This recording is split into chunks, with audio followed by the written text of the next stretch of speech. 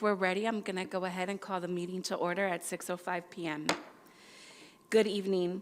Commissioner Pratt, will you please lead us in the Pledge of Allegiance?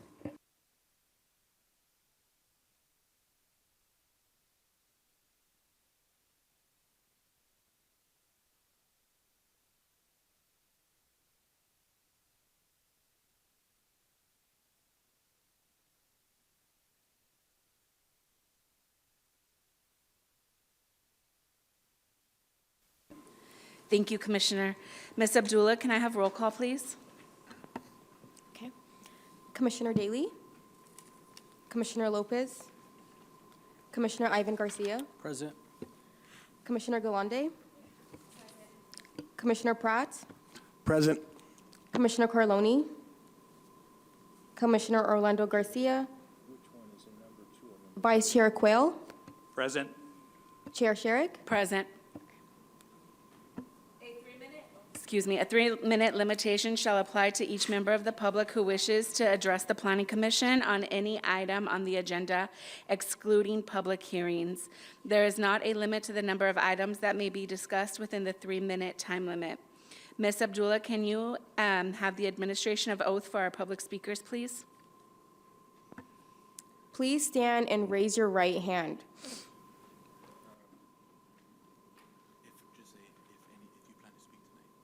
If you plan to speak tonight, please stand and raise your right hand. Do you solemnly affirm that the testimony you're about to give before this body will be the truth, the whole truth, and nothing but the truth? If so, please say I do. Thank you. You may be seated. Thank you. If there is anyone wishing to speak on a matter that is not on the agenda, I currently have 2 speaker cards. If you're speaking on an item that is not on the agenda, please fill out a speaker card that is in the back and bring it up to Ms. Abdullah in the front. Our first speaker will be Barbara Skye, followed by Hank Mitchell. Barbara.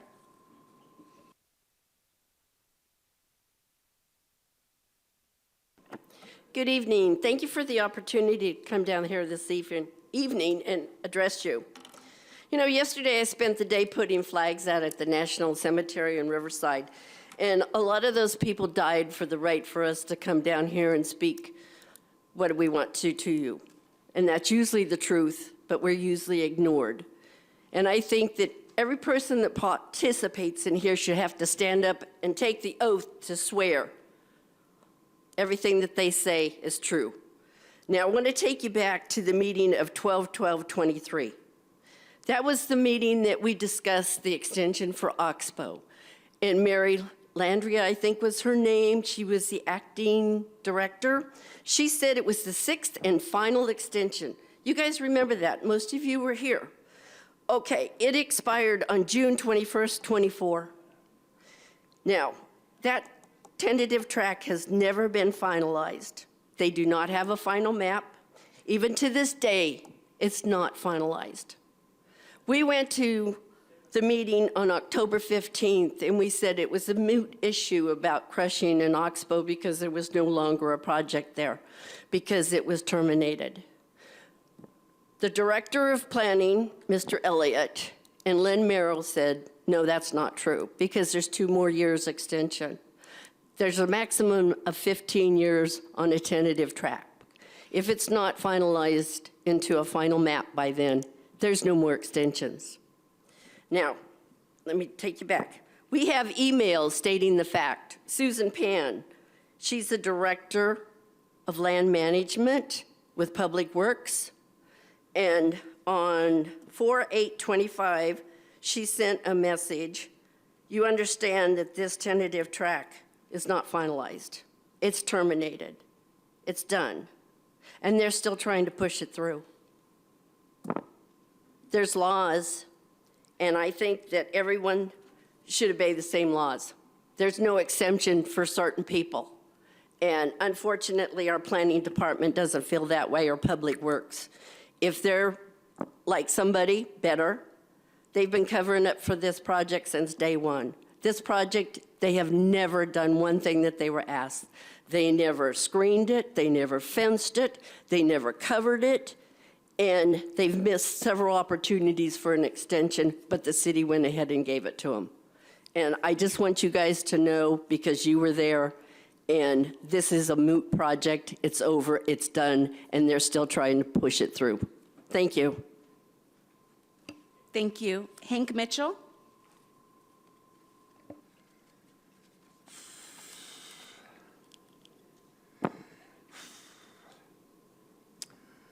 Hank Mitchell, Vermont. In my most humble opinion, this is an I told you night. You're going to be discussing Motel 6 Mr. Mitchell, I'm snafu. gonna have you hold on until, is the timer good now? I'm sorry? I'm gonna give us one moment, Mr. Mitchell, so that we can get the timer situated. I did look at the timer. It started. Staff needs to make sure that they have it situated. Chair, staff doesn't know how to work the machines. We're going to do it by hand. It's on our Perfect. phone. That's fine. Mr. Mitchell can go right ahead, and we'll start when he begins. When you're ready, Mr. Mitchell, you can start over. Thank you. Are you talking to me? Yes, Mr. Mitchell, when you're ready, go ahead and start. Okay. As I stated in my opinion, you're going to be discussing the Motel 6 snafu on issues that should have come before you before the first discussion. That was left out. Nobody vetted it. Now you're going to be discussing it, and it's going to bite you in the donkey. We have for 22 years come before the Planning Commission and the council to explain what's missing in staff presentations. We don't have rebuttal. We don't have time to present everything. We've been accused of being project killers. All we wanted for 22 years is that the city provide infrastructure before build-out. Vermont is a failed infrastructure that you all keep adding to that failure without going to your council people and demanding infrastructure be upgraded. Incomplete staff reports, CEQA mitigations that are false or misleading, 17-year-old EIRs that are being accepted. Look at your bodies, 17 years. There's some change there. Do you think the city in 17 years hasn't changed, but you'll accept an EIR? You even had a director of economic development say that they're good for 25 years. That's on, that's recorded. God, just give me a break. What I'm asking you up there is to challenge everything the staff presents you. Listen to the residents. We're not coming down here to stop a development. They can build till the cows come home. But don't keep stacking it up on failed infrastructure. Hydrology, geology, streets. We've got streets that new projects are going to be driving over right now that are crumbling. 2 layers of blacktop are crumbling in front of the North Elementary, Vermont Elementary School. And this project, Vermont Ranch, Spring Trails, there's no mitigation to fix those streets up before those big trucks have to come in there. But listen to the residents. I will say this, Planning Commission is the best at that. The council couldn't give a rat's behind about what the people out here say. You have been the best listeners, and I want to tell you about this group right here. You're some of the best we've had for Planning Commission. We've had some good ones over the past, 1 or 2 at a time. Mr. Creel is a star, and he was here, I think, when Larry Heasley was your chair. Those are the kind of stars we need, like you. Ronica, you invested this motel thing. Nobody else seemed to know anything about it. Mr. Creel, don't feel bad. You didn't get everything brought to you as a chair that day. I went and reviewed October 13th meeting, and I feel bad for you to feel bad. You just didn't get the whole picture. Nobody vetted this thing out. They presented it to you with all its flowers. I'm sorry, the 3 minutes have been up. Okay. Thank you. Oy vey. Next item is the consent agenda. Consent items are routine in nature and may be enacted in one motion. All public and non-public hearings will be open at one time. Any item may be discussed separately upon the request of a member of the Planning Commission or a member of the public. Is there any updates from staff to the consent calendar? 2 updates, Chair Sherrick. The first, if we can request that item number 3 follow item number 4, the GPA, to give the representatives some time to shuffle in. Yeah, that's fine. And then thank you. You're welcome. And then the second update, Staff would like to read into record a revision made to the minutes from the October Planning Commission hearing. Previously, under the minutes for CUP 24-27, the result read approved, staff recommendation of denial, but instead it's supposed to read approved. Staff was requested to bring back resolution to be made in the affirmative, where Commission's approval of the project will be ratified at November 10, 2025 Planning Commission hearing. And copies of the updated minutes have been provided to the public and the Commission members. Thank you. Madam Chair, just as a point of correction, item number 3 is not a consent calendar item. Item number 3 is a public hearing item, so just for the record. Thank you. Are there any further updates to the consent items? Is there anyone who wishes to speak on the consent calendar? If not, may I entertain a motion to approve the consent calendar? I'd like to pull an item on the consent calendar, or the minutes.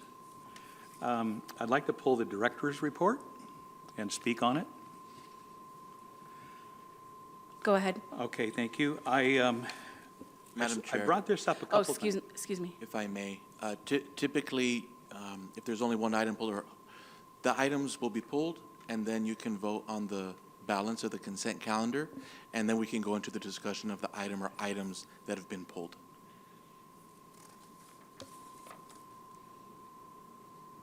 Okay, well, I would, Okay. So item number 2 is a consent item also, so you want us to vote on item number 2 prior to discussing item number 1? Yes, Okay. that's typically how it's done. The items that are pulled will not be discussed. The balance will be voted on, and then the items pulled will be taken basically as a discussion item. Yes. So is there any objection to approving item number 2 at this time? If no objection, I'll entertain a motion for item number 2. I'll make a motion for approval. Thank you. Is there a second? I'll second the motion. Thank you. Roll call, please, on item number 2.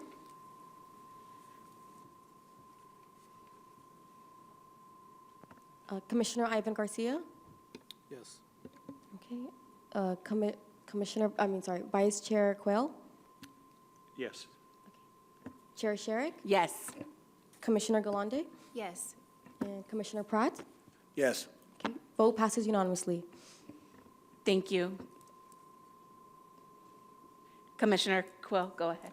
Okay, thank you. The reason I would like to pull the director's report, and this has been kind of ongoing for the last few meetings. I've been taking a closer look at the minutes, and the minutes aren't reflecting everything that is talked about. And I know that they can be vague, but I think it's important to at least highlight what went on in the minutes. In the director's report, we spent probably half hour to 45 minutes talking about that Olmsted Motel 6 project. The director handed out information on inspections, 3 different pages on the San Bernardino Fire Department inspection, and inspection by the building officials, and none of this was put on the minutes. And I believe for the benefit of our commissioners that are not here, for the benefit of the public that is viewing these meetings and wanting to know what's going on, we need to have more items put on the minutes for discussion, for the benefit of us keeping in mind what we talked about on the previous meeting and the follow-through that is required on the items. So as of right now, their director's report says nothing. And I think it's important that that information is put in there. Madam Chair, Commissioner Quayle, what we can do is bring back a revised minutes of the meeting at the next Planning Commission meeting. And I don't think not voting on the minutes is going to affect the outcome of tonight's meeting in any way, shape, or form. But in our department, we delegate certain duties to certain people. So this particular one, I'm going to make sure that in the future, any consent items are reviewed by the director himself so that these kinds of issues can be addressed, because this is the second time you're bringing up inconsistencies on the consent calendar, and it's worrisome for me. Thank you, Mr. Elliott. I appreciate that. Can I just add on to what you were mentioning, Mr. Quell? I've noticed that on the city website, which is where I direct the community to go to, that the minutes are missing for probably, I would say, about 60%, maybe even more. They're just not there. So just, if you could have that updated, that'd be great. Thank you. Thank you for bringing that to my attention. So we're going to table these minutes or continue the minutes until the next council meeting? Do we need a vote on that? Yes. Okay. Did you have a motion, Mr. Quill, for that? Yes, I'll make a motion that we revisit these minutes from last month at our next meeting. Thank you. And is there a second? Second. Thank you. Roll call, please. Commissioner Garcia, Yes. Vice Chair Quayle, Yes. Chair Sherrick, Yes. Commissioner Galande, Yes. Commissioner Pratt. Yes. Okay. Vote passes unanimously. Thank you. It's my understanding we're going to go number 3 now, right? Or was, Madam Chair, it looks like we're going to go to number 4. Oh, number 4 ahead of number 3. Because the applicants Okay. for number 3 are on their way, so we can do item number 4. Perfect. The Planning Commission will first hear a report from staff, and then public hearing will be opened. The applicant will have an opportunity to speak. Next, members of the public will be allowed to speak. Anyone in the audience wishing to speak must be sworn in and fill out a request to speak form. The forms are located on the table near the door in the back. When your name is called, come forward and speak your name into the microphone. Say and spell your name for the taped record. After all have spoken, the applicant will be allowed to respond. The public hearing will then be closed, and Planning Commission will begin deliberations and make a decision. All decisions except general plan amendments and municipal code amendments are final actions unless an appeal is filed, and fees paid within 15 days to the Community Development and Housing Department. If you challenge the resulting action of the Planning Commission in court, you may be limited to raising only those issues you or someone else raised the public hearing described in this agenda or in written correspondence delivered to the Community Development and Housing Department or before the public hearing. We're going to go ahead and introduce item number 4 with a staff presentation. Thank you, Madam Chair. Members of the Commission, good evening. Good evening. This item includes General Plan Amendment 25-03, Municipal Code Amendment to Title 10, Article 1, Chapter 10.24, adding Section 1024 and 195 to adopt citywide truck routes and direct staff to comply with AB 98 warehouse design and build standards.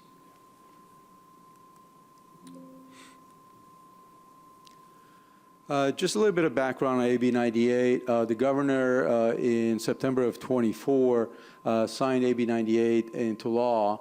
It basically has 2 components. It's the warehouse design and build standards, and also it requires cities to adopt truck routes.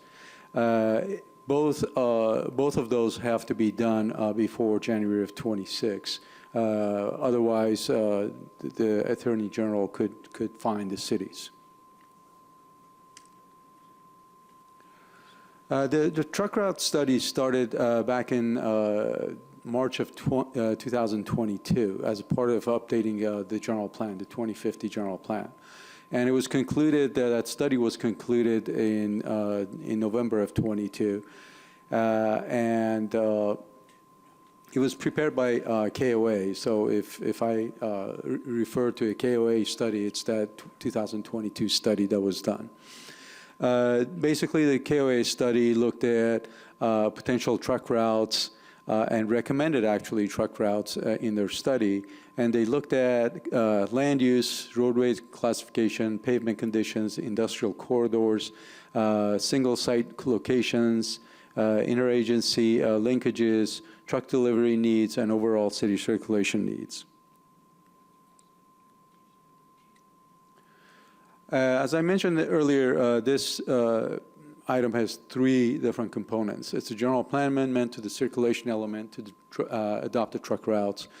It's amending the San Bernardino Municipal Code to establish truck routes, and also direct staff to adopt or implement the AB 98 warehouse design and build standards.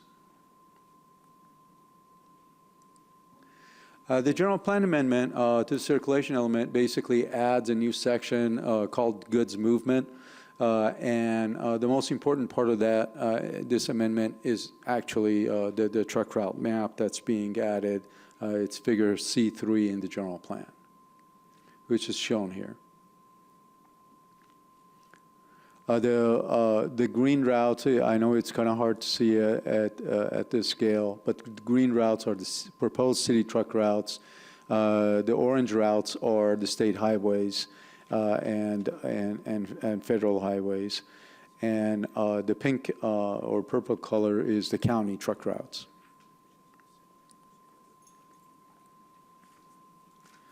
The other component of tonight's meeting is the municipal code amendment. And basically, we're going to amend Title 10, Article 1, Chapter 24, adding this new section 195.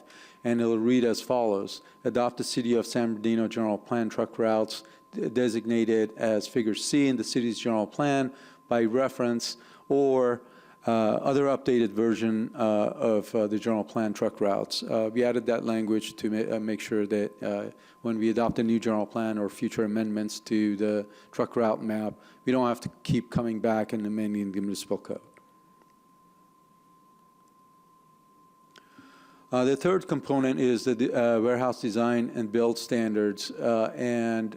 This section will be included in the city's new development code, which we're shooting for next quarter, first quarter of 26 to hit the hearings. But since the law requires us to implement the provisions of AB 98 by January 1st, 26, we're required by law to comply anyways. This action that we're requesting to direct staff to implement is just memorializes city's commitment to comply with these standards. The warehouse design and build standard include several components. This is a really quick summary of them. It advocates for energy efficiency for new warehouse developments. It advocates for clean energy by providing solar panels or charging stations and requiring equipment to be clean that are used in warehouses, such as forklifts. Also, it talks about minimum distance between loading doors and sensitive uses. It talks about orienting loading doors away from sensitive uses, such as residential or schools. And has requirements for buffering and screening for these areas. It requires developers to post anti-idling signs, and the law allows maximum of three minutes for trucks to idle. So all these requirements are built into AB 98. One of the more interesting ones is that if you take out any homes, you have to, the warehouse developer has to replace it 2-to-1 affordable housing. So if you take out 5, you have to replace it by 10 affordable units. So these are really good standards that the state has proposed, and we're going to be using them for our new projects starting January 1st. Another interesting component of it is for new projects to give us a truck routing plan. And that has to talk about their hours of operation, what you're going to store on site, and also show us how they're going to get from the warehouse to the freeway, basically using our truck routes. And if in some instances they're going to use some non-truck route roads, So they have to show us those too.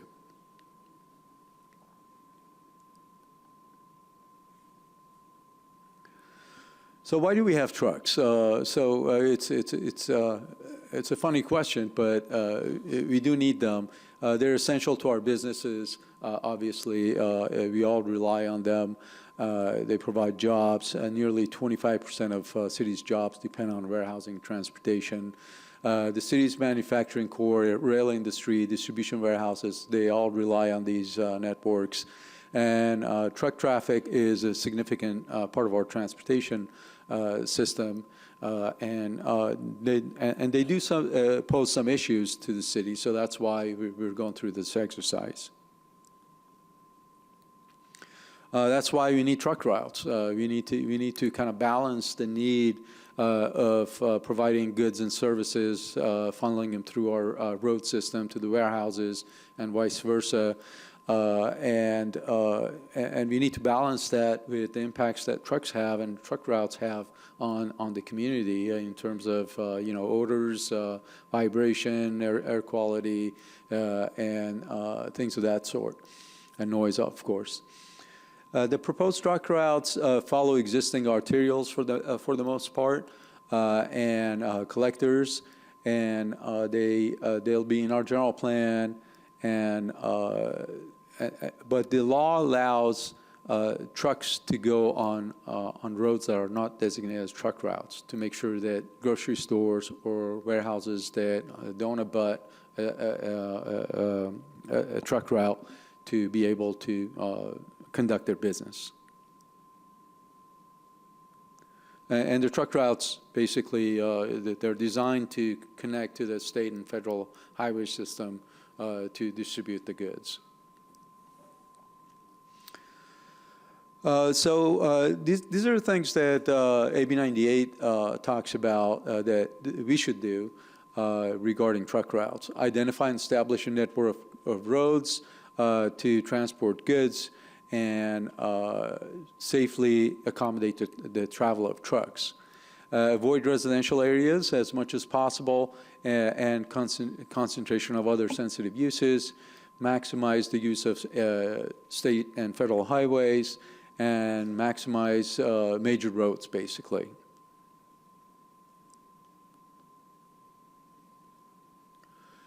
Who ensures compliance with the truck routes? So our police department, our commercial enforcement unit that they're here tonight, they're responsible to enforce the truck routes. They do that now, even if we don't have truck routes. But with the truck routes, they're going to have more ammunition, basically, to make sure that the truckers comply with all of our requirements. The commercial enforcement unit has had significant impact in the development of the truck routes. We basically started with a KOA study, and we've modified that to fit really with the local needs. So the truck routes, as I mentioned, they go to they're designed to go to the state and federal highways, and they can use local streets. And there's actually a California Vehicle Code section that says cities cannot prohibit truck routes from trucks from using non-truck routes to get to their destination to deliver their goods or pick up their goods. The KOA study established existing patterns of truck trips, so they studied everything, the reasons behind truck trip patterns. They looked at determining shift in truck trips with new development of new warehouses. They looked at the conflicts between existing proposed truck routes and with the community preferences, and make sure that they don't impact the community.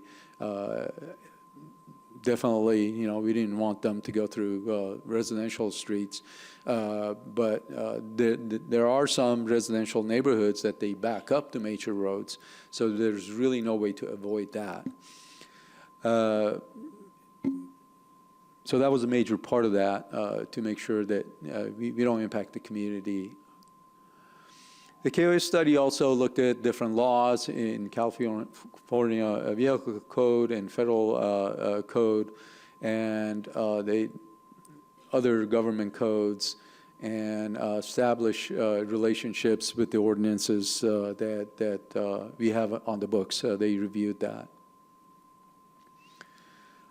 They also looked at future bike routes and make sure that they kind of overlap and accommodate with the truck routes because the two are not necessarily compatible. So when we go through our general plan update, we'll look at that. And to implement the bike routes, we would have to do further studies to make sure that the bikes that we create, the bike lanes that we create, are safe for the community to use. And they also recommended amendments to the municipal code. That's part of this report, and they provided a framework for regulatory truck route sign placement. That's part of the implementation of this item. I think we talked about that, or did we go backwards? That's the resulting truck routes. We did some outreach and coordination with surrounding cities and the county, and we've also met with some community groups, People's Collective for Environmental Justice. We had a couple of conversations with them. I noticed a couple of them are here tonight. We've reached out to California Trucking Association. Both of those groups, we shared the truck route map, and we've talked to our police department, obviously, and we've contacted other agencies. For the most part, the surrounding cities didn't have any comments. The county would like to meet with us, but we haven't been able to come up with a date. So we'll do that before the council meeting to see, make sure that all their concerns are addressed and we're on the same page. The People's Collective for Environmental Justice, they really didn't have any specific comments on the truck routes themselves, but they had a lot of concerns that they brought up to cities, to staff's attention that I've listed here and in the next slide. There are too many warehouses. New warehouses should not be proposed near residential areas. Too many trucks travel on city streets. Trucks impact quality of life of residents, creating traffic, safety, air quality issues, noise, and vibration impacts. Trucks cause damage to city streets that damage their cars, basically. And they thought that the city is not able to keep up with the potholes and fixing them properly. And they complained about health impacts from diesel fumes from the trucks. They complained about the idling of trucks and our enforcement actually, some of these trucks were idling right in front of, no idling signs, and they complained about lack of enforcement from the city. The other thing, they wanted to be really involved in what the city is doing in terms of, policy moving forward, the general plan, the development code, implementation of AB 98, and stuff like that. So through the development code update process, when we kind of get into details of AB 98, we'll include the community on that, so they have input. We can have the community actually suggested that we can have more restrictive standards than AB 98 suggests. So we could look at that if the commission and council are interested in that. The Trucking Association had basically two main concerns. They wanted to make sure the truck routes are connected to other communities, and we've kind of coordinated with the communities, and they haven't really said that there's a connection issue. And they also wanted to make sure that 53-foot trailers are allowed access to go to their destination outside of truck routes, which we talked about. It's a California Vehicle Code requirement, and we'll allow that. And moving forward, we're going to be, we'll bring back, after adoption of the truck routes here, we'll come back and also look at it during the general plan update as well. So if there are any issues, that we haven't addressed here, we can address at that point. The implementation, the next steps, basically, obviously, after going to City Council, and we're going to install signage to, identify the truck routes, make sure that everybody knows where the truck routes are. And our engineering division did a pretty quick calculation. It's going to cost us about $73,000 to do that. So we'll start on that process shortly after adoption. And we have to make, AB 98 actually requires us to make the truck routes available in GIS format. And we'll put it on our website and share it with warehouse operators, fleet operators, and truck drivers. The police department, our enforcement, commercial enforcement unit will help us as well. They have a lot of contact with the truck drivers, on the streets, so that they'll spread the word as well. And we'll also share our the adopted map with the California Trucking Association. They'll distribute that to their members, make sure everybody knows, where the truck routes are. More implementation. We'll advertise any way we can on city websites, social media. We'll implement the design, warehouse design and build standards as we talked about, starting January 1st. And we include the new the new development code will also include those standards. So this is our recommendation: adopt resolution number 2025-051 of the Planning Commission of City of San Bernardino, California, recommending to the mayor and city council approval of the general plan amendment 25-03, an amendment to municipal code Title 10, Article 1, Chapter 10.24, by adding Section 10.24-195, adopting citywide truck routes, and finding that the project is subject to categorical exemption under CEQA, and directing staff to comply with warehouse and design and build standards pursuant to AB 98. Thank you. Thank you very much for your presentation. I'll go ahead now and open up the public hearing at 6:42 p.m. Jim, are you speaking on this item? Okay, I'll go ahead and call Jim Montez to the front.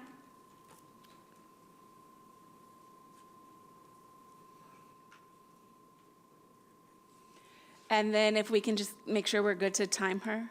Or does she have a time limit on this? Yes. Go ahead. All right, can you hear me? Yes. Hi, good evening. Thank you for this opportunity to speak. I really appreciate this, as the truck routes are very important. We do appreciate the fact that they did reach out to us, or did sit down and talk to us about AB 98, but it took months literally of us asking, hey, when is there going to be a meeting on truck routes? And one of the components that was definitely, there wasn't enough emphasis on, was that it is meant to protect EJ communities and frontline communities. And I couldn't find a website or any information online where the community could actually participate in this. And that's why our organization came forth and said, hey, like, what is going on with this? And the meeting was very unstructured. It was kind of like community members talking. There was like, this is what we're pretty sure we're gonna do, but we're not positive. And the map that you were presented, I don't think there's any sensitive receptors marked on there, so that the Planning Commission could like look and say, wow, is this a good place, and make a good informed decision, which I'm sure that you want to do. Also, I don't know if the KOA report is attached on the agenda. It was not presented to us that day. I'm not sure how far an environmental impact report is going to be required. I'm talking to the AG about that to see if an environmental impact report does need to be done because of all the warehouses that have come in and the changes that have happened, just as a previous speaker was saying. I mean, how can you balance the noise and vibration, and et cetera, all of these components when you don't have an environmental impact report assessment of that kind of stuff? There are no established truck weights right now. So you can say no trucks here, but there's different truck weight categories in different areas, and that's something that many of the communities are really struggling with. How are we going to enforce this, and how are we going to let somebody know that this is the case? Because right now it doesn't seem like a lot of them are being enforced. They're not really, signage is just not enough. Not enough to protect the community, especially when we're talking about driving in front of schools and things like that, which are usually on these main streets. And we also know that once these truck routes are established, that the rest of the stuff that's going to come right behind it, you're going to get the parking lots, and you're going to get the charging stations and the filling stations, and all of these things that I think really need to be evaluated. And I think that the community really deserves to know that that's what's going to happen along the way where those truck routes are designated. So we really have to be careful of what we do. I appreciate that our comments were taken, but there were a couple that weren't there when we suggested traffic calming measures for certain areas. So, whether it's roundabouts or bumps or there's a million of those that you could use, those weren't written down there. And like I said, we definitely need more outreach done. And is the infrastructure ready to accommodate these trucks? Because we're going to have more, we're already falling in potholes. So how are we going to do that? I'm sorry, is my time up? Yes, Okay. thank you. Thank you very much. Hold on a second. Are there any other speakers who would like to speak on this matter? No? Okay. Does the applicant or staff have any follow-up? Really, the only thing I would like to add is that these trucks are already here. This truck route map doesn't create, it's not a project. It doesn't create new traffic, and maybe our engineering staff would add something to that. But definitely, adoption of this truck route is actually a good thing for our community because the trucks are already traveling on our roads. If anything, it's going to prevent them from using some roads. Do we have comments from Public Works? Yes, Azam Jabshay, City Engineer. Good evening, Commissioners. Good evening. Regarding a traffic calming measure for trucks, traffic calming is applicable to residential, local, and collector. These trucks basically they will be on major arterials. The only traffic calming measures, and we have implemented a couple of them, is turning radiuses where trucks will not be allowed to turn at certain locations. It's in your presentation for tonight where we do turning radiuses at existing locations. And based on these locations, we might have to prohibit turning trucks at these locations where the turning radius will not support it. Because if we allow it, then they're going to be actually turning and damaging existing infrastructure like the curb and the various traffic signals we have at the signalized locations. As far as potholing and what the trucks are causing to the city Public Works is working diligently in developing what we call a pavement management plan that will be brought to the City Council in December. We've been working on this pavement management plan for the last year and a half, where we looked at every location we have in the city. We're talking about 655 center line miles. That's huge and that's extensive. We can develop the plan based on something called PCI, Pavement Condition Index.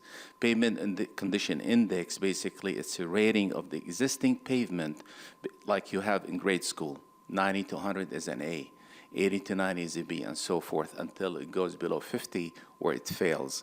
So that plan will be presented to the City Council in December, and based on the available funding we have for the next year and a half, up to 5 years, we're going to develop a comprehensive pavement management based on the pavement management results to pave major arterials. As a matter of fact, the City Council approved on June 4th 6 gateway locations into the city. I can name a few of them that will take care of the truck and the potholes are causing based on the Tippecanoe, for example, from the 10 all the way to the railroad tracks, the Metrolink railroad tracks. That's going to be a pavement project in 2026. Baseline just outside this building. Waterman from the 210 all the way to Highland. Caltrans is doing another paving project from the 210 all the way to Arrowhead, which is north of 40th.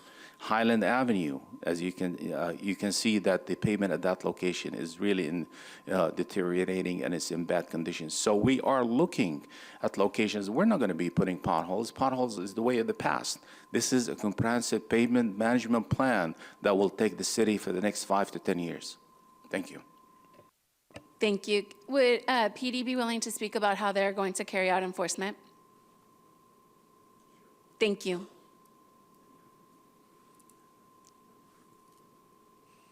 You can, yeah. So enforcement is going, by the way, I'm Sergeant Paul Kelly with the Commercial Enforcement Unit. This is Officer Randy Bowe and Officer Brian Del Cruz. We are the Commercial Enforcement Unit for the City of San Bernardino Police Department. I'd just like to tell you, we are out there 5 days a week, from 6 a.m. to 4 p.m. enforcing commercial traffic, and there's a lot of commercial traffic in our city. We have seen a big increase over the last few years. That's why our unit got established in the first place through the City Council. How we're going to enforce it, we do an outreach to the drivers by giving them maps. We also educate them of where the truck routes actually are when we find them off a truck route, and we usually give them warning citations. For this new implementation, we will probably have some kind of a grace period where it will be an education for the first couple of weeks or maybe a month or so.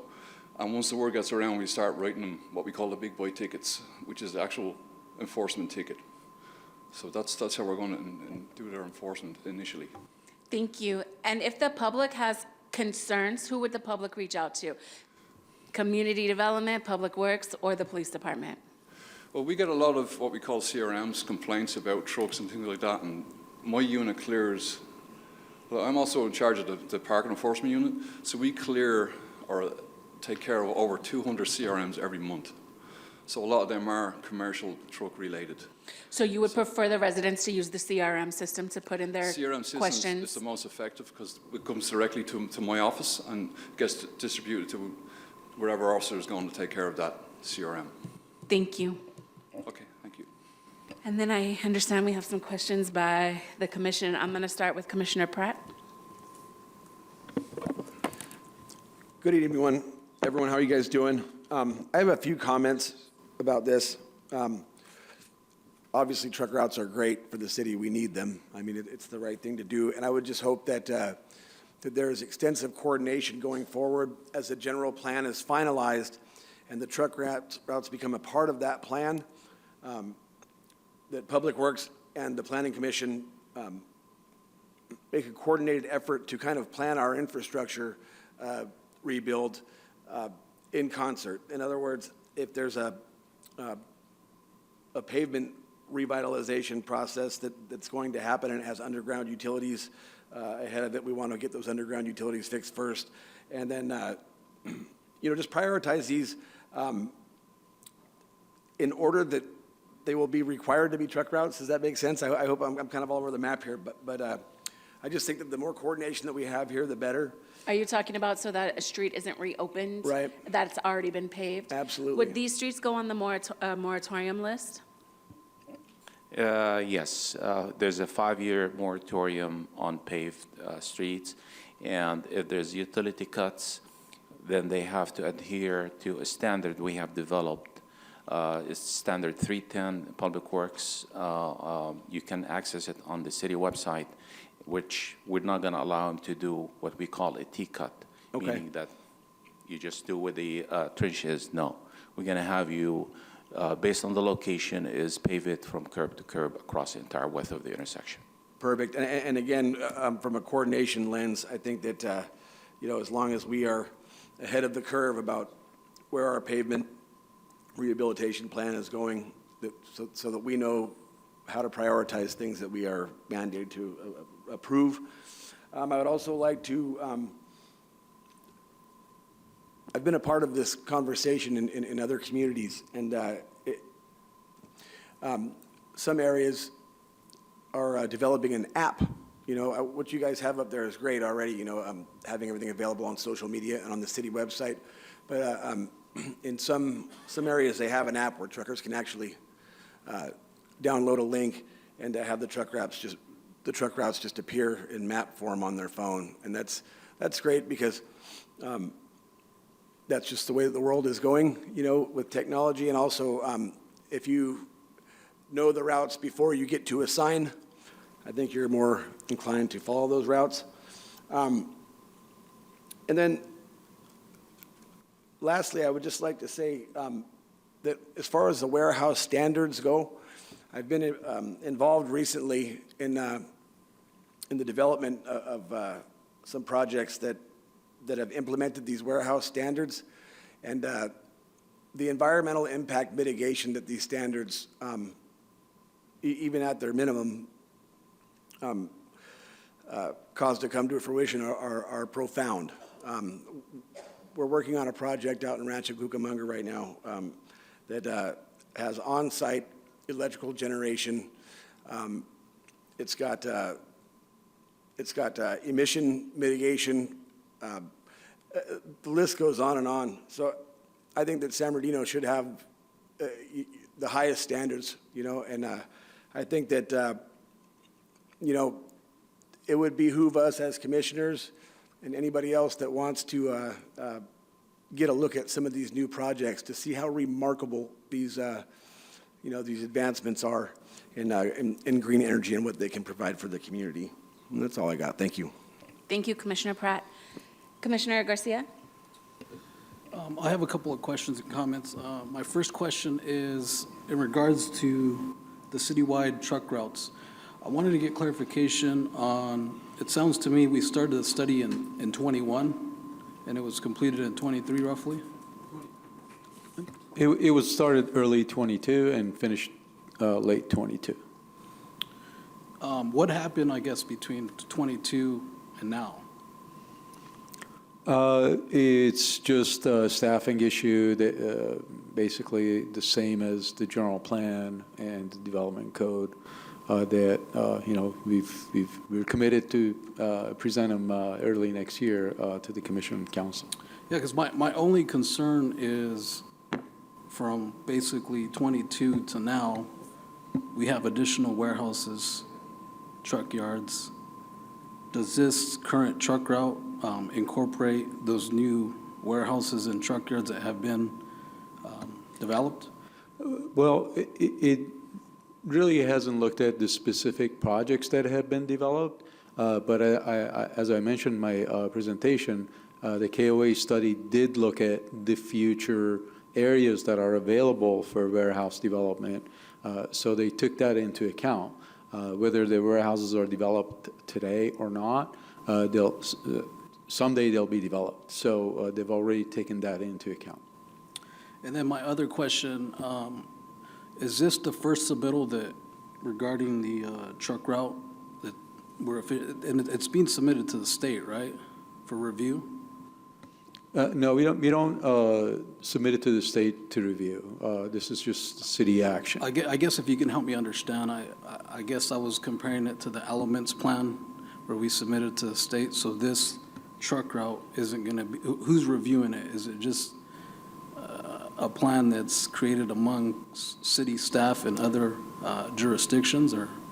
Yeah, the Planning Commission, City Council take action on it, and after council takes action, it's officially adopted. And through the adoption process, we've collaborated, with other agencies and the Trucking Association and the community. So that's the input that's gone through it. Okay. Another question I had was, how are we collaborating with like Caltrans, other cities, counties?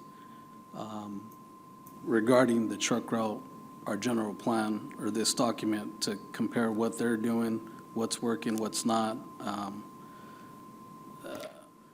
Well, Caltrans is only in charge of state highways and federal highways. So they don't have any jurisdiction on city streets.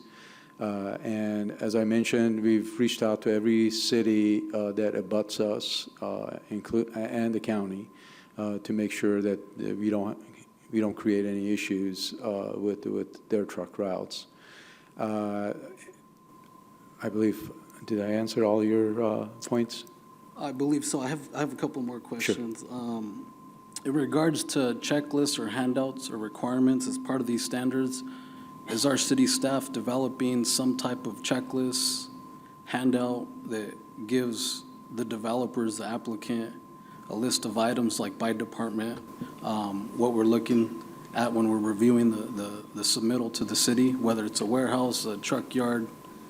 Are we developing a handout or some sort of checklist? Are you specifically referring to the standards that are included in AB 98? For the warehouse design and build standards. Yeah, we're working on that, and basically we're going to issue a memorandum that will include all the standards that are in AB 98. Just exactly like you see it on the agenda item, one of the attachments. And when we draft the development code, then we'll have more specific regulations included in there. It'll basically be a condition of approval, is that correct? Or will it be included in the conditions of approval? For example, the AB 98 requires certain setback, depending on size of the warehouse, between the loading doors and the sensitive receptors. So that wouldn't be a condition of approval. That would be something that staff would review before the project gets presented to Planning Commission, make sure that they meet that standard.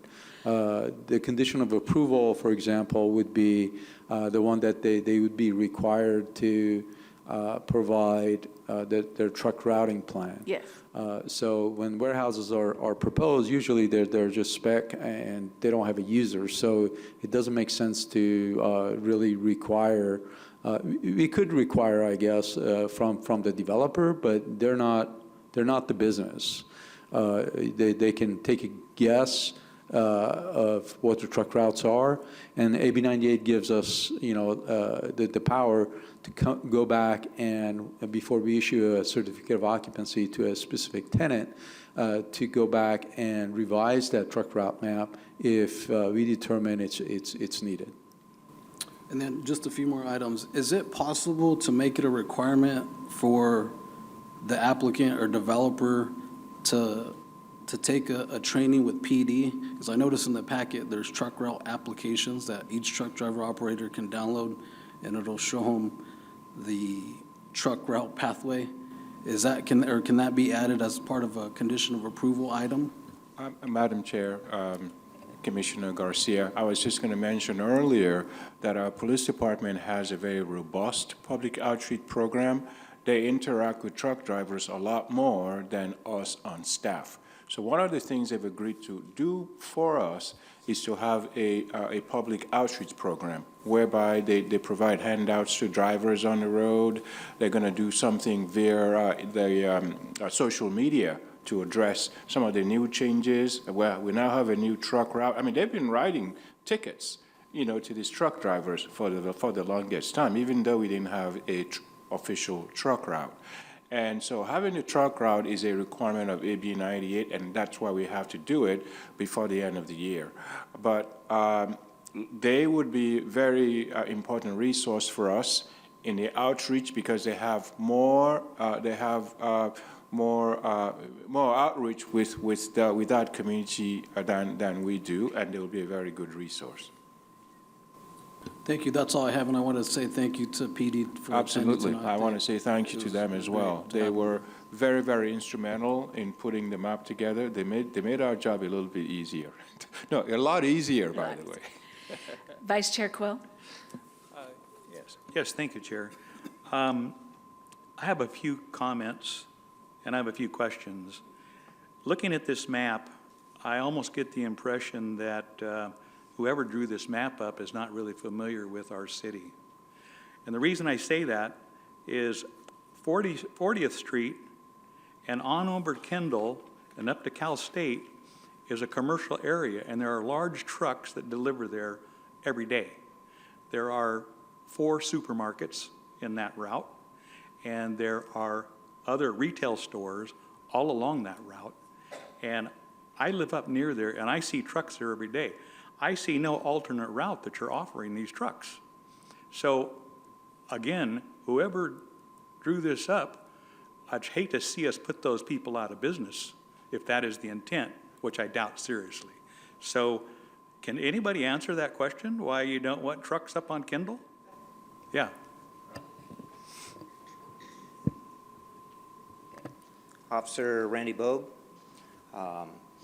So if they have a delivery, let's say Stater Brothers or the 7-Eleven up on 40th, they're allowed to go there to make a delivery.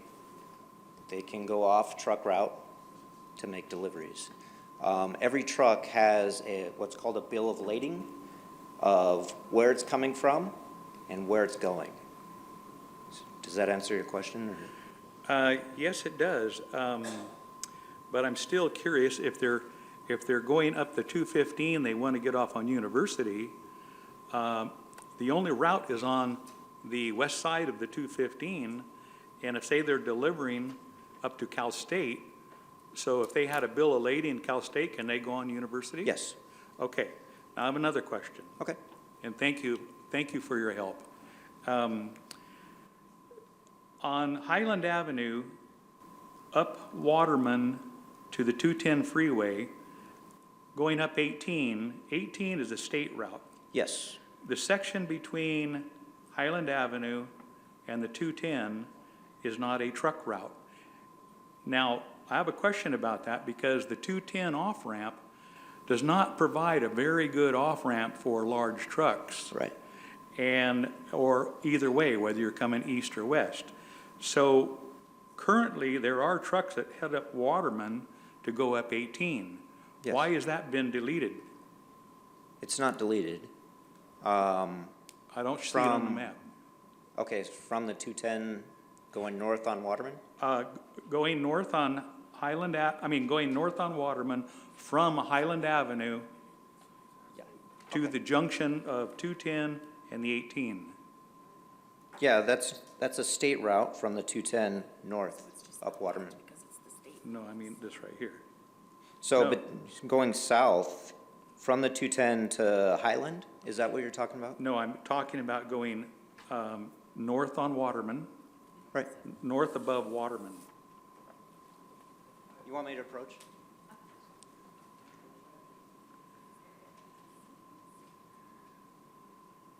Yes, so Highland.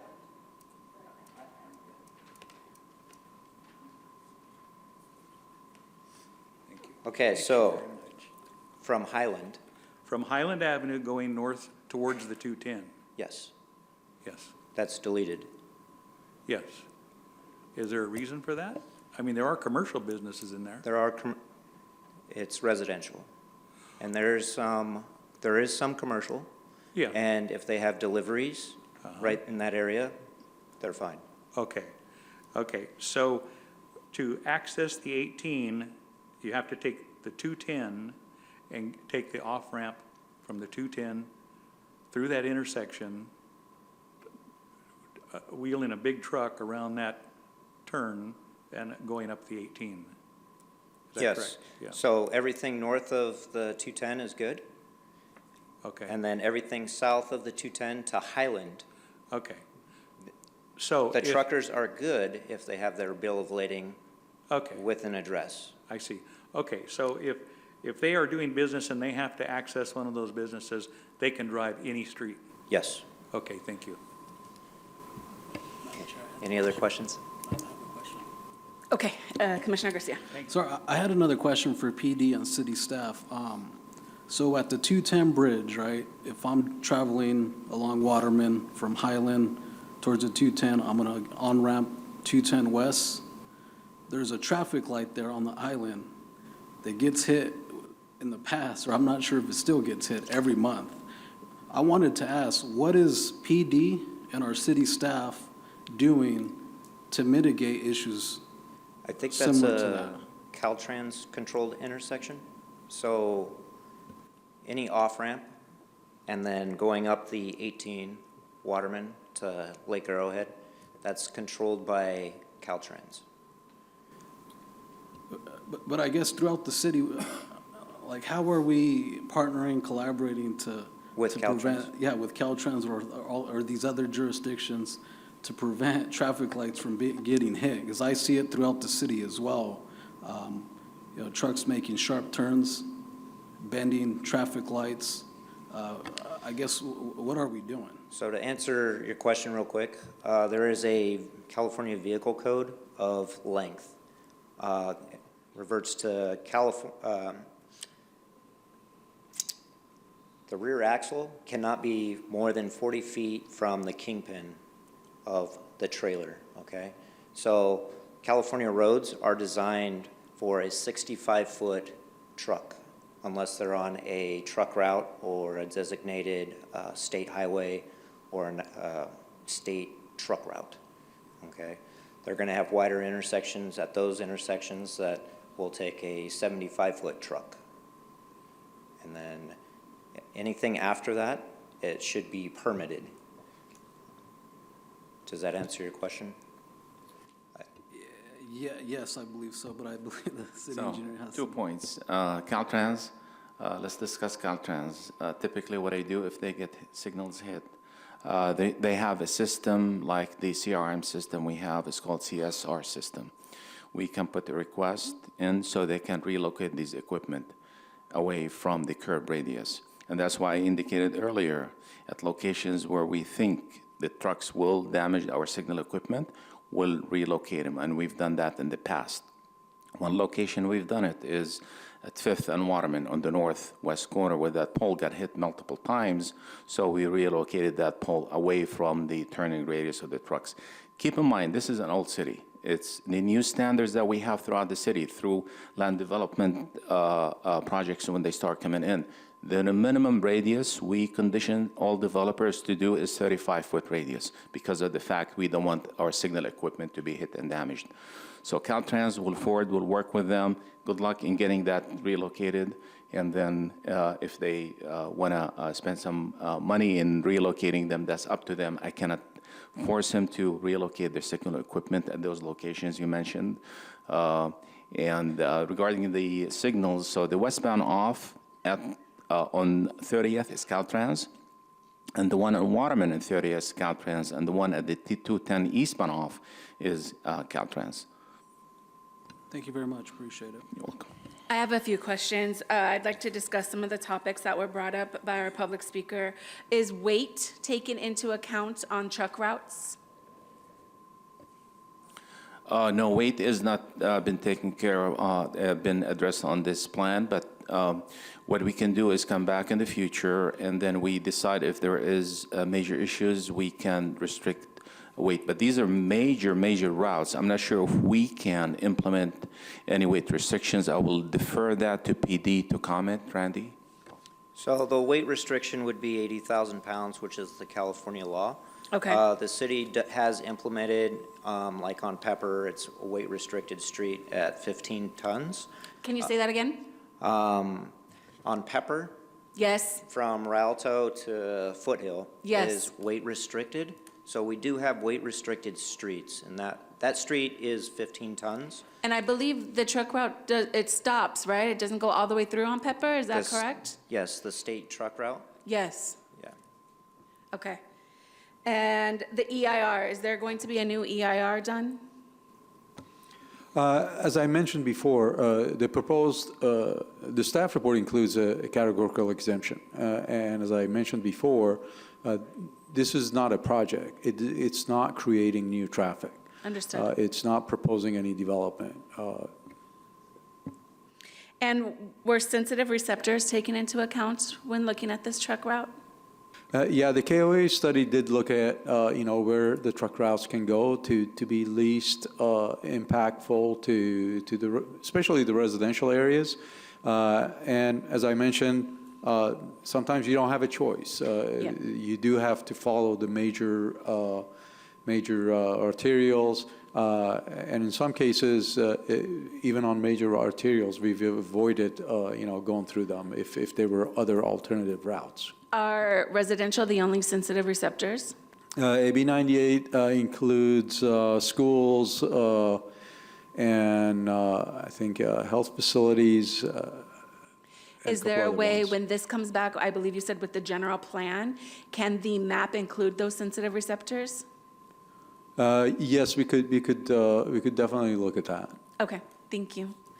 If there's no further questions, I'll go ahead and close the public hearing and entertain a motion, closing the public hearing at 7:15 PM. Madam Mayor. Yes. Madam Chair, I forgot I should have included this as part of my presentation. Okay, I'll go ahead and reopen the public hearing. Thank you. I'm adding two findings to the resolution, section 2, findings for the general plan amendment. Finding number 3, I'm just going to read off of it. The proposed amendment would maintain appropriate balance of land uses within the city. Finding of fact is that the proposed amendment is to the circulation element, adding truck routes. Therefore, it has no impact on balance of land uses. Finding number 4, in case of the amendment to general plan land use map, the subject parcels is physically suitable, including but not limited to access, provision of utilities, compatibility with adjoining land uses, and absence of physical constraints for the requested land use designations and anticipated land use developments.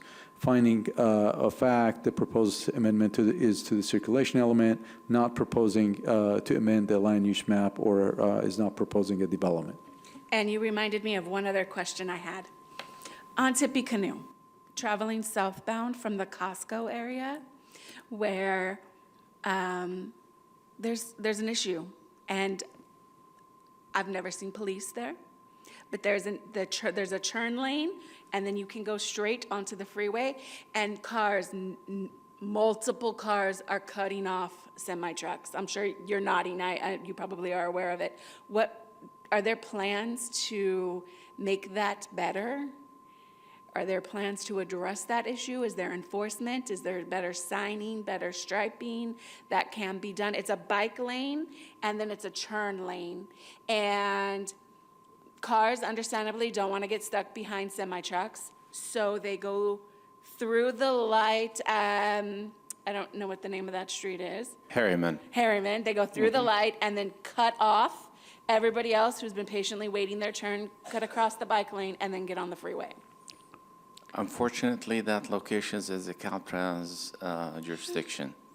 So, but what I'll do is I'll write an CSR or contact my counterpart in Caltrans and request. I think a lot of residents would appreciate that. Yeah. Thank you. You're welcome. Well, since we're bringing up streets, Cajon Boulevard, I noticed that there's a lot of trucks that are just sitting idle. Literally, there's only two lanes there, right? And it's really, really bad. I've noticed a lot of near fatal accidents that I personally have been involved in almost because they're just sitting there. I can't see on either side. Are you talking about Cajon and Little League, or Kindle and Little League? Yes. Okay, so that is the county area, and I've spoke with the Sheriff's Department over that and CHP, and the Sheriff's Department puts the blame on CHP because they say they don't do traffic enforcement. That's up to CHP. If it was our city limits, it would be handled. So.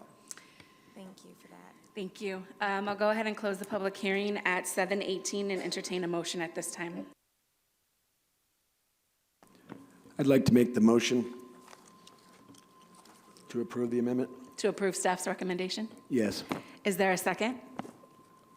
I'll go ahead and make the second. Roll call, please. Commissioner Ivan Garcia, Yes. Vice Chair Quayle, Yes. Chair Sherrick, Yes. Commissioner Galande, Yes.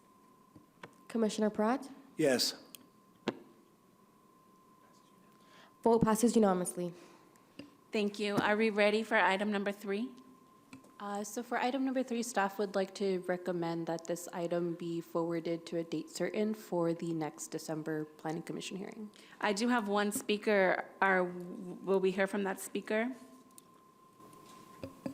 If it's just one, we can allow them the option to give their Okay. comment tonight or to wait until the next meeting. Okay. The individual would like to speak tonight, so I will go ahead and open up I Public drew a hearing. blank, the public hearing for item number 3. Brandon? And then I just want to make sure staff has the timer ready. Hello, my name is Brandon Diab. I'm a small business owner in San Bernardino. Just to contextualize, because nobody knows what I'm talking about right now, this is an amendment to a existing business's, Brandon, can you move the microphone or speak louder? yeah. So this is the agenda item is to amend a 7-Eleven's license to sell 3-packs of beer. Have you guys seen the 215 staff report? If you haven't, it says that the Alcohol Beverage Control, which is the state agency that controls licensing in California, has a recommendation of amount of licenses per area. And in that part of San Bernardino, in the first ward, we have way too many licenses per capita. It's an outrageous number. I don't know it off top, but it is in the staff report. And my second point is in 2011, the city of San Bernardino passed an ordinance that said there's no alcoholic licenses 500 feet within a school, park, or religious establishment. And that licensee is within that purview. They're allowed to sell those items, which is a little bit confusing, especially with Second Lake's remodel coming up, $14 million worth of investment. It's weird that they're being allowed to sell those items. What else? I think lastly, just in summary, this is an applicant who's been selling these items for 10 years when they're not allowed to, and you guys are recommending to just okay it, from what I understand.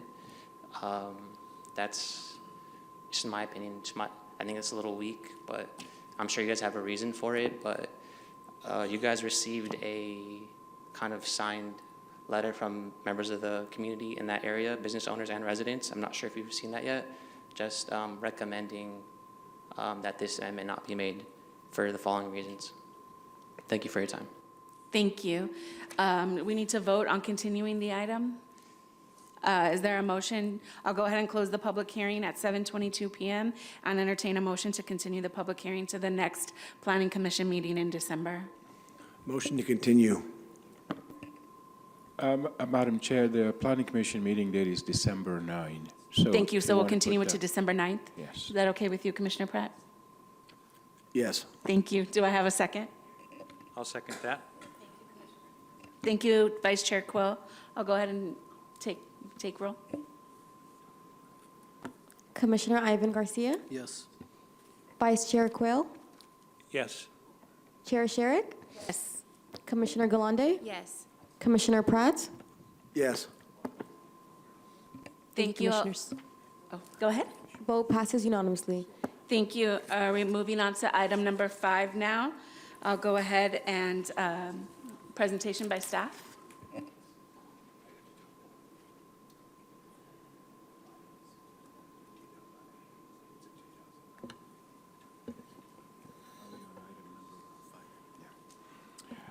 Madam Chair, members of the Planning Commission, the next 3 items, even though we list them separately, are all somewhat related because over the last several months or so, we have been having discussions in our Planning Commission meetings about some of these land uses. The very first one is a CUP for the West Redlands Boulevard. This is a conditional use permit for the Illumination Foundation. If you recollect, when we approved the conditional use permit for the Illumination Foundation at the Redlands Motel, At the time, the city was under an injunction by a judge regarding how we handle our homeless population. I think I had mentioned to you that they had actually moved into the motel before we got knowledge of it. And for them to proceed to file a conditional use permit, we entered into some kind of an agreement that allows them to operate while the CUP was being processed, because the city was trying to avoid the optics of throwing people in need out on the street. But that was specifically because there was an injunction against the city. Fast forward, those circumstances are no longer the case. Every conditional use permit comes with conditions of approval, regardless of whatever might be perceived as a right to operate.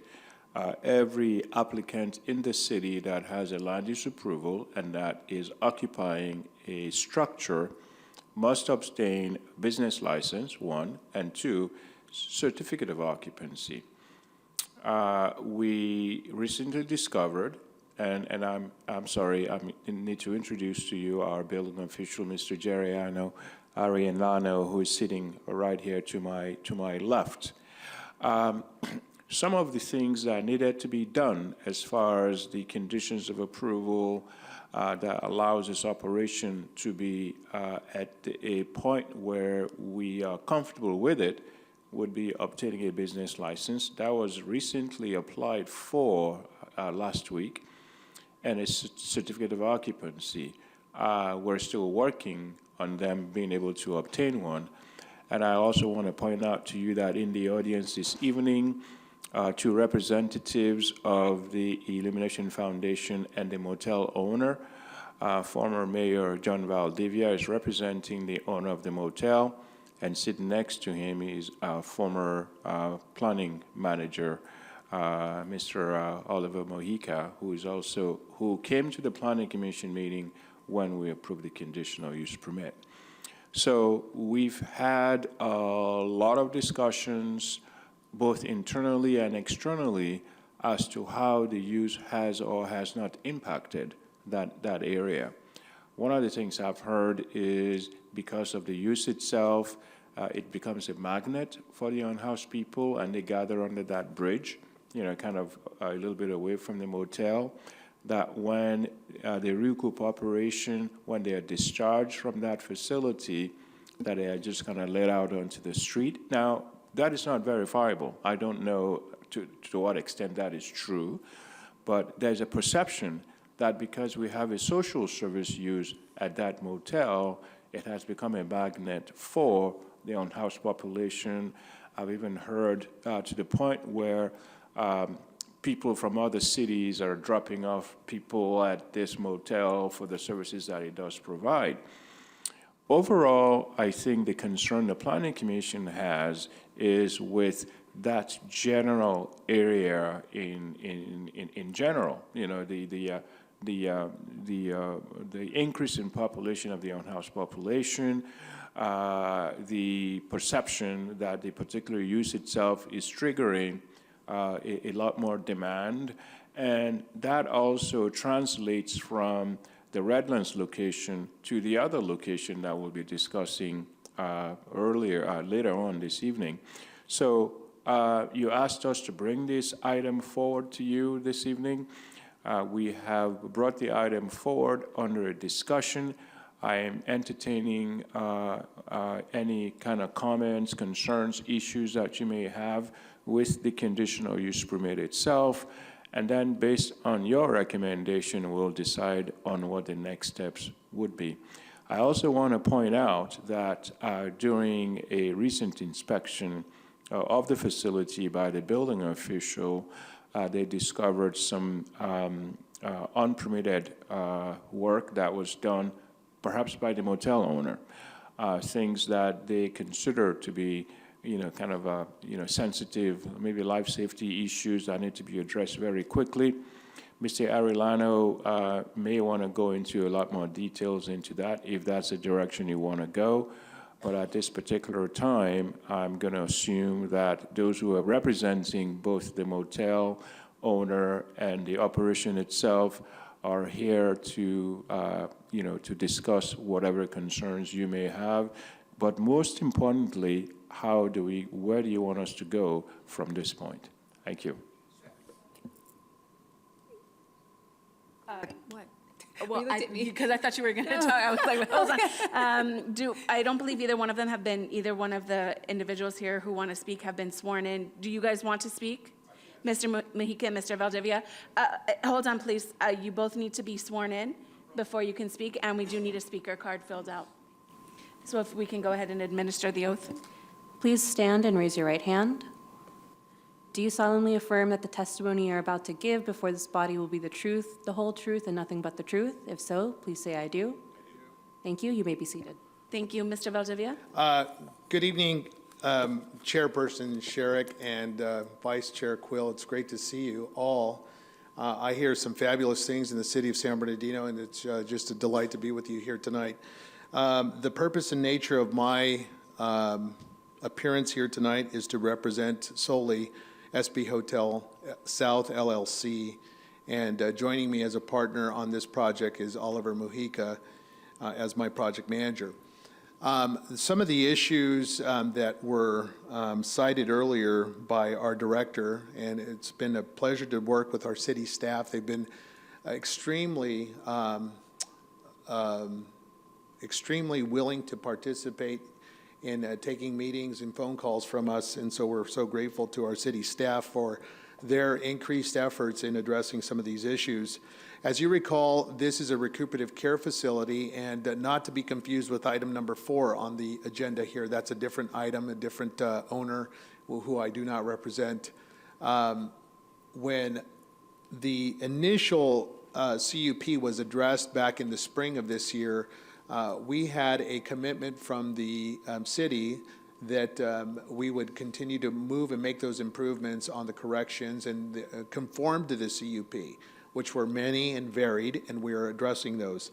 As far as the building inspection that was recently taken care of, and we are planning an inspection the week of November 26th and 27th, the week of Thanksgiving, but we intend, and we've noticed the city that we will comply with all of the safety inspections. So we stand us ready to partner and participate in this, and we will be proactively engaging in this conversation with city staff. We believe that the magnet issue under the 215 bridge is a non-issue that is not representative of Illumination Foundation, nor is the services that they provide for the community. You'll remember that recuperative care facilities are deemed as a state program through the Cal-AIM and Medi-Cal boards. They identify similarly to a housing project. They find a CHODO or a local community housing organization to funnel funds and services through. And similarly, this California State Cal-AIM has identified several managed healthcare organizations like CalOptima, LA Care, IHP, which we're familiar with, and they've identified that partnership, and now we come into play as the hotelier. Recuperative care facility does establish, well, I would say it minimizes the frequency of emergency room care, which is very important to your constituents and the constituents base of the city of San Bernardino. When Joe Citizen has a heart attack, we anticipate that our community hospital systems and our emergency rooms have the adequate care necessary to respond to those. And so the thought process on recuperative care is to remove that chokehold and get still recuperative care therapy, and it be administered in a hotel setting or a housing setting, and of course that complies and conforms with your building standards. So at this time, not on shared time, he'll start his own 3 minutes. I'll hand it over and do the handoff to Oliver Mojica.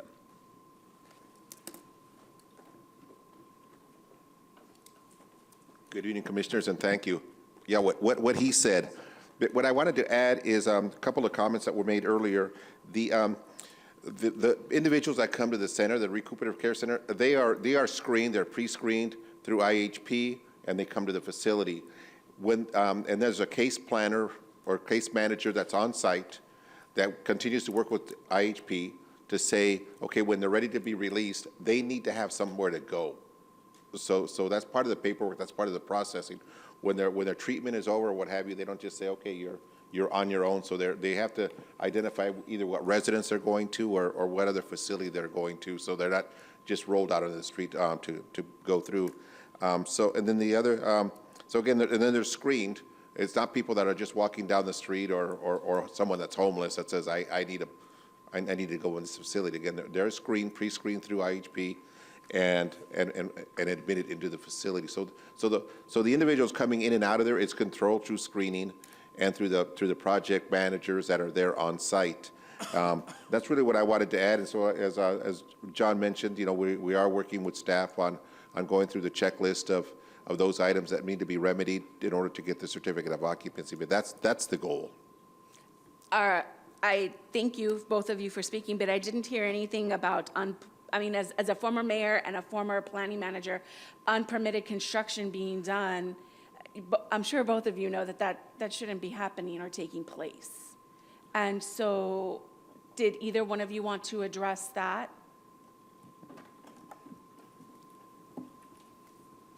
Sure. On the inspection that was post the CUP, and we have worked with code enforcement on some of those issues as well as a building inspector on that. And as I had suggested, Chair Sherrick, we anticipate having an inspection to clear those issues the week of November, in about 2 weeks. Okay. And the safety concerns, have you requested that inspection already? We have sat with staff last week, and we're busy and diligent working on that punch list that the city has given us. And we are making remedies through licensed contractors, and we will be making that request shortly. Commissioner Pratt, did you have questions?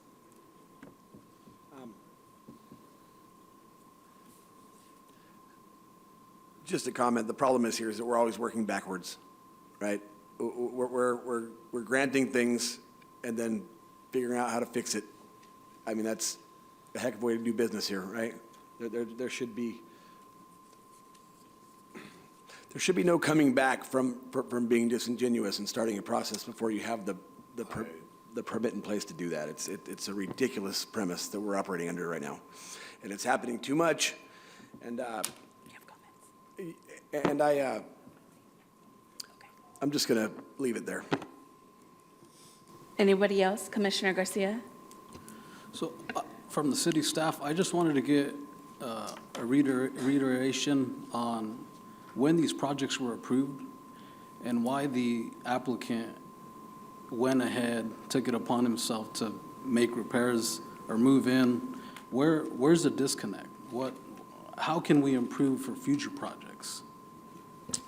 Madam Chair, Commissioner Garcia, that's a very good question. I think in this particular instance, I would want to separate what the motel operator may have done without permits, and we have met with them as well, and what may be attributed to the Illumination Foundation. Now, the layout of this motel is slightly different from the one on Nostrum's. This particular motel, they actually have dedicated a wing, because when we approved the CUP, they gave us a number of rooms that they were going to occupy and a number of members they were going to serve. And when you pull up to the property, if you are seeking service, you have a tent whereby you register your name and they take you through the process. They have converted some of the motel rooms into offices where they actually, take members' records. So they have so each some of the motel rooms have been converted into office-looking spaces. So you have to realize that all these cannot happen after the fact. So it wasn't like, oh, we came to you to get a CUP before we actually move in. They were under duress when they came to the city. The city decided, with the consent of the city attorney at the time, and I'm pretty sure the city council, that because of the injunction we had against us from the ACLU, we didn't want to throw these particular people out on the street. I'd like to clarify really quick. Are you saying that the city council and the city attorney authorized this project prior to it coming before the planning commission? Well, I wouldn't put it that way. What they tried to do was to avoid the optics of, because when we found out, our position is you don't have a CUP, you should not be operating already. And, then there was a pushback from them saying, look, we are, A pushback from whom? from the Illumination Foundation. Okay. Because they had already, in fact, we did not even know they had occupied the facility. We heard from a third party who said, oh, by the way, the Illumination Foundation is operating in your city. And they said, no, they're not. And I said, oh, yes, they are. They're on Redlands Boulevard. So that's how we found out. Now, I don't think we can blame anybody on our staff for that, because how would we know? Correct. Unless we're standing at each location policing who goes in and comes out. There's no way for us to know. The important thing is, though, when we found out, we went through the process of doing the right thing. You should not be occupying a facility without receiving the authorized permission to do so. In this particular case, there was an agreement that was drawn that allowed them to operate, but they must file the CUP by a date-specific time. And so that was complied with, and if the outcome of the CUP had been, well, you can't stay here, then there would have been an exit plan. But the conditional use permit was approved. Now, the CUP had conditions attached to it. Some of those conditions today are what we are trying to make sure that are implemented. Getting a C of O, getting a business license, separate from any other work that the motel operator himself may have done. So I want Jerry to talk about some of the work that was done that we can attribute specifically to the motel operator or otherwise. Jerry. Madam Chair, members of the commission, good evening. I'm sorry, Jerry, before you go forward, does Yes, that answer your question, Commissioner Garcia? I have additional questions and comments, but if we Okay. can, You want- but if you want. No, if you no, want- yeah, no, I can answer My your other question. questions for the applicant, what are we doing to correct unpermitted improvements that were done at these locations? Okay, I think Jerry's response would address that. If it doesn't, we can come back to it. Doesn't the city staff have authority to shut down this project or put these buildings out of business, Okay, shut them down? Madam Chair, Commissioner Garcia, the city does have authority. However, we also have to understand due process. In an operation of this size, when there's been a lot of quote-unquote investment, the way we proceed, even from the time that we find out there are violations, is very, very important as to how it takes us out of court. Yeah, we do have citations, we do have violation notices, and we have done what we can do at the staff level. The important thing, though, is here we're getting compliance, because the whole purpose of our code enforcement operation is to obtain compliance rather than fines. If they refuse to comply, then we go into the fines, and then we can go to court. In this particular case, they have hired an architect to actually address some of these issues, realizing that we are learning about them after the fact, not before they moved in, because of the circumstances in which they actually moved into the motel itself. Staff may have not known prior, but if the project managers are now hiring an architect, then that tells me that they knew before, and they knew that they've been operating illegally prior. And at what point does the investment override the safety when the memo says poses serious safety concerns? At what point is the safety override the investment? Absolutely. I don't think, investment overrides safety. From their perspective, they should be, safety should be optimum to them. And to that extent, I have to tell you that the Illumination Foundation has tried to transition their members out of the facility until some of these things are addressed. But I think it's really important for us to hear, because Jerry was there looking at the facility, what some of the things that he saw there, because we're dealing with two things. One, getting a certificate of occupancy, and two, getting a business license. In order for them to actually get a business license to operate, they need to have gone through the process of satisfying the conditions of approval, and then the business license to operate should be the last thing that they should be obtaining. And it seems like things kind of fall out of sequence, because when they go to the business license division, what the business license division asks them is, I need a zoning verification letter from you that you can actually occupy this facility. Not, I need your CUP, and I need to make sure that you've complied with all the requirements to get a certificate of occupancy. So it's just another way of looking at how in the future we need to start tracking how one department works with another department, so that it doesn't seem like we're stepping on anybody's toes, but it would seem like efficiency has to be across the board, so that when we speak, in this case the Planning Commission, about a project, that should resonate across all the departments within the city, and not one department saying we operate slightly differently, because we are here today because now we have an example of how coordination or lack thereof is leading to some of these issues that we're going to be talking about tonight. And that has been, I'll go ahead and recognize you in a second, that has been an issue for 20-plus years. That has not just been an issue over the last 6 weeks or the last 6 months.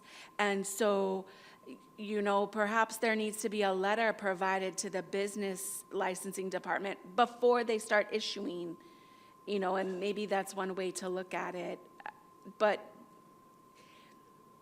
for somebody who specifically knows that that has been happening for 20-plus years, and it hasn't been addressed, is infuriating for us as a planning commissioners, I'm sure for you as staff, and I'm sure for applicants. But it needs to be handled, and it needs to be made a priority to the city manager's office, to the business licensing office, and not just being talked about as it's not being done. Commissioner Galande, excuse me. Thank you. Well, where do we begin with this? You know, the attitude has always been, at least, I've only been a commissioner, as you all know, for not that long. And I came in after the approval was already made for the location on Redlands Boulevard. And I remember when this came in June, I was thinking, wow, this is interesting, right? There's a lot of information that's being left out, right? And I think that, in all fairness of my colleagues here, if they had known about the conditions that you just mentioned in regards to the Redlands location, the question is, would you have all voted yes, right? Would you have voted no? So that's where the issue comes into play with me now, thinking how many more of these recuperative care motels have been approved in the past? And that's what led me to dig back, and I went back and I looked at March 15th, 2025, and I saw you, Mr. Mojica, you came in as the applicant, and I thought, wow, that's interesting. So I wanted to bring this to the attention of the city, bring this attention to everyone, so everyone can know and we can all be very clear and transparent here, right? Because the attitude has been, you already approved the one on Redlands Boulevard, why are you making a big deal about the one on Ostrom's? And I'm quoting you, Mr. Elliott, on that one there. And it's important that we know this information up front, and especially because of the fact there are, like you mentioned, Lisa, violations that could be hazardous. In that case, why are we even having a question, a debate over whether or not they should be able to continue with their conditional use permit?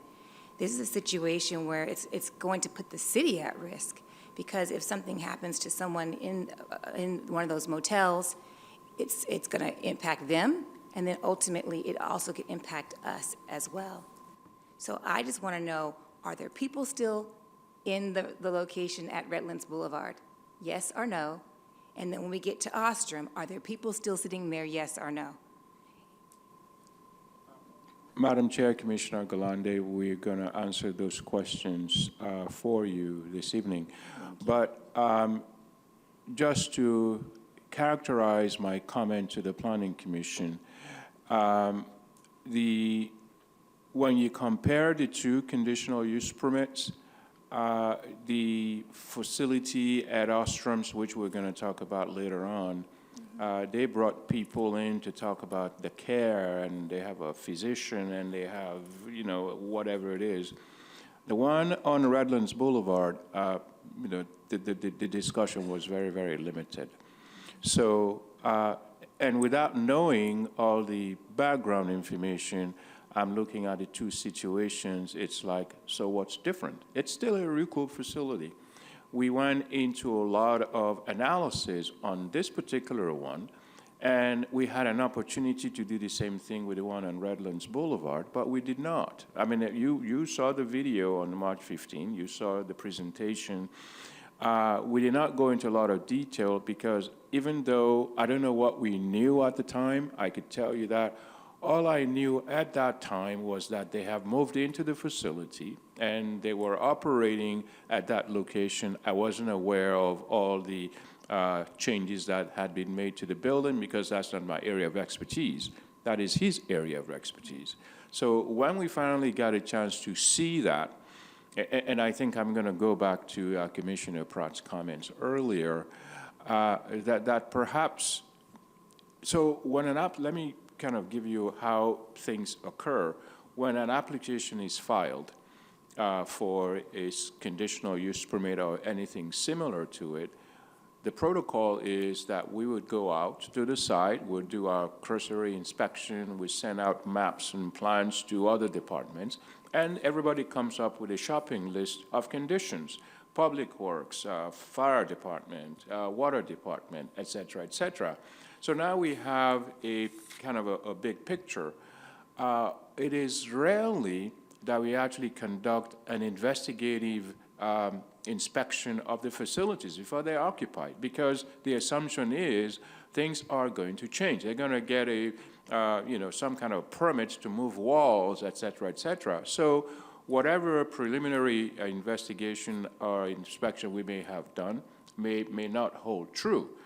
So, but in this particular case, especially the one later on in the that we're going to talk about later on this evening, there had been the signs were there because there's that link between the Illumination Foundation, its founder, and the NHHA, and many times I've been asked the question, but it's still the Illumination Foundation, and I go, no. From my perspective, when they put something on paper and say we're NHHA and we are, blah, blah, blah, blah, blah, I don't have any reason to dispute that because I don't expect anybody to put things on paper, especially going through an approval process through a government agency, to not state, some of what exactly it is that they are doing at that location. So I wasn't suspicious, but that doesn't stop anybody else from doing whatever background research that needed to be done. So where we are today is that now we know better. So we've seen how these types of uses have, impacted not only staff, has impacted the Planning Commission, has impacted the community, has impacted the relationship between staff and Planning Commission, in fact, the relationship between, staff and the community, our police department, et cetera, et cetera. So if we had another one of these come in the future, which I doubt, I think you're going to find a totally different approach to how we actually go through the process. The first one, it kind of seemed like we don't have much of a choice. We're going to rush because they're already here, blah, blah, blah, blah. But on the second one, when you extrapolate what we knew for the first one, we didn't go into a lot of deep details because A, the motels were owned by the same person. Had we known that they had made alterations to the motels prior to the Ostrom's Way coming before the Planning Commission, we may have done some deeper dive into the operation. So it is a learning experience. I don't know how many communities have multiple recuperative care operations within their city, and they're both located in motels.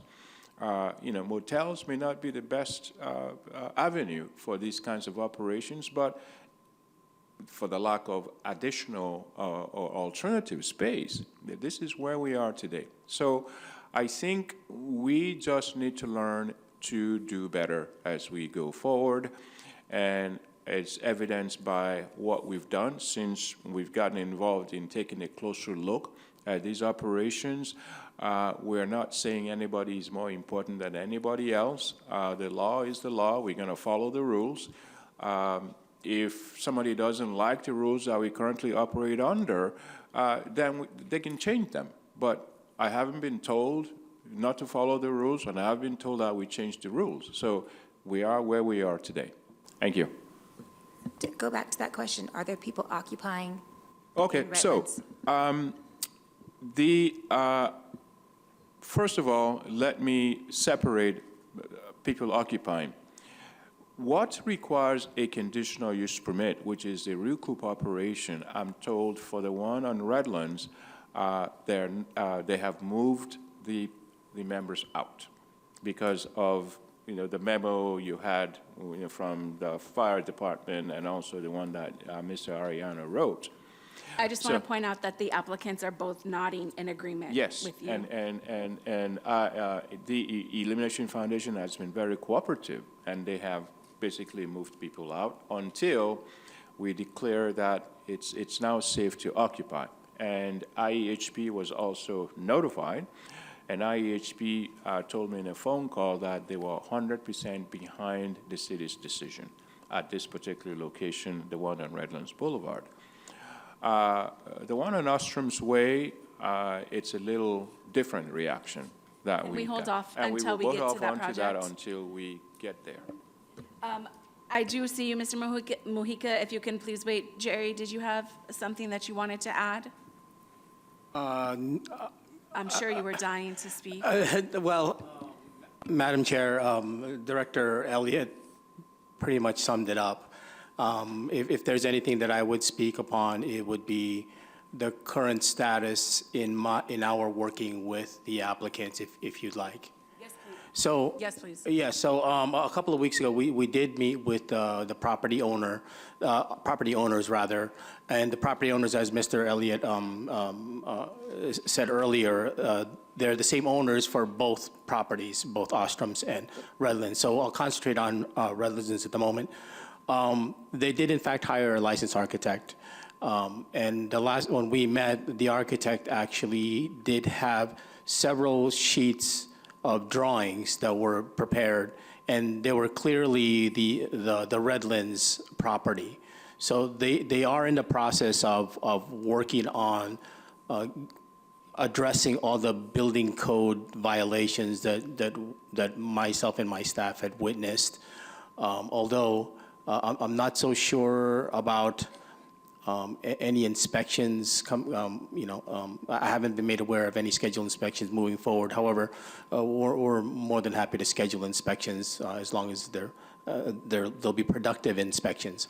So currently, from the property owners, we're getting compliance, and they did in fact communicate to us that that's what their plan is to comply with all the requirements and make the property code compliant. Thank you. Mr. Mujica? Yes, thank you. Kind of following up with what Jerry was saying, there has been a conversation with the architect. We expect those plans, the final plans, to be submitted into the city within a couple of weeks. The holidays are here. I don't know how long the plan check process is going to take. That I don't want to make any, force any commitment of time on that turnaround. But I mean, as a suggestion, if I may, maybe if it'd be okay, maybe we come back in December or January, whatever is convenient for staff and the commission, and say, and maybe a report. Okay, here's where we are. We met back in November, and we're sorry for what happened in the past, kind of thing. But now they submitted their plans. Maybe it doesn't even need to be a report. Maybe Mr. Elliott could do it under the director's report or something that says that we're making progress on it, and then just kind of keep moving forward. So they're ready to start doing the work, and it's just like with the holidays and things, you don't know when the inspections are going to be able to be accommodated and such. But I would just offer that as a suggestion if you'd be kind enough to agree with that. Madam Commissioner, I would like to also address one of the concerns you mentioned a few minutes ago, which is, are the structures actually safe? Should they even be in the structure? So after our meeting with the property owner and their representatives and their architect, I did communicate to them that because of the unpermitted construction, in my world, unpermitted construction is unsafe construction. So just short of red tagging the entire facility and having everybody removed, I asked them to retain the services of licensed contractors to sweep the property and to address any and all life safety concerns, particularly electrical. And through email, their architect did express that they have done that already. I've yet to receive the reports, but frankly, because they've expressed that they want to comply, I'm hopeful that they actually did it. I think, Mr. Valdivia, you wanted to speak to that point? Thank you, Chair. To Mr. Arellano's point on the safety inspection, that is accurate. The property owner is complying. He has hired a licensed electrician as well as a certified licensed architect. We will be submitting the plans, as Oliver had suggested, in the next 2 weeks. We will also be simultaneously pulling the permits once those plans have been approved. Our sincere desire is to continue the process, and we believe that the CUP standing on spring of 25, March 15th, should be honored. Additionally, the development code does remind you, gingerly, respectfully, that applicants are allowed 2 years to make and conform to those CUPs. So we are working on it. It's only 6 months into the CUP process.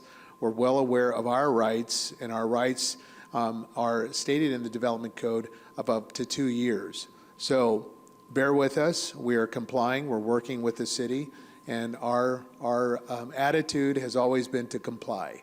We're not here to poke the bear. We understand that these are lives. At the end of the day, I'll ask this commission, what do we do with the homeless?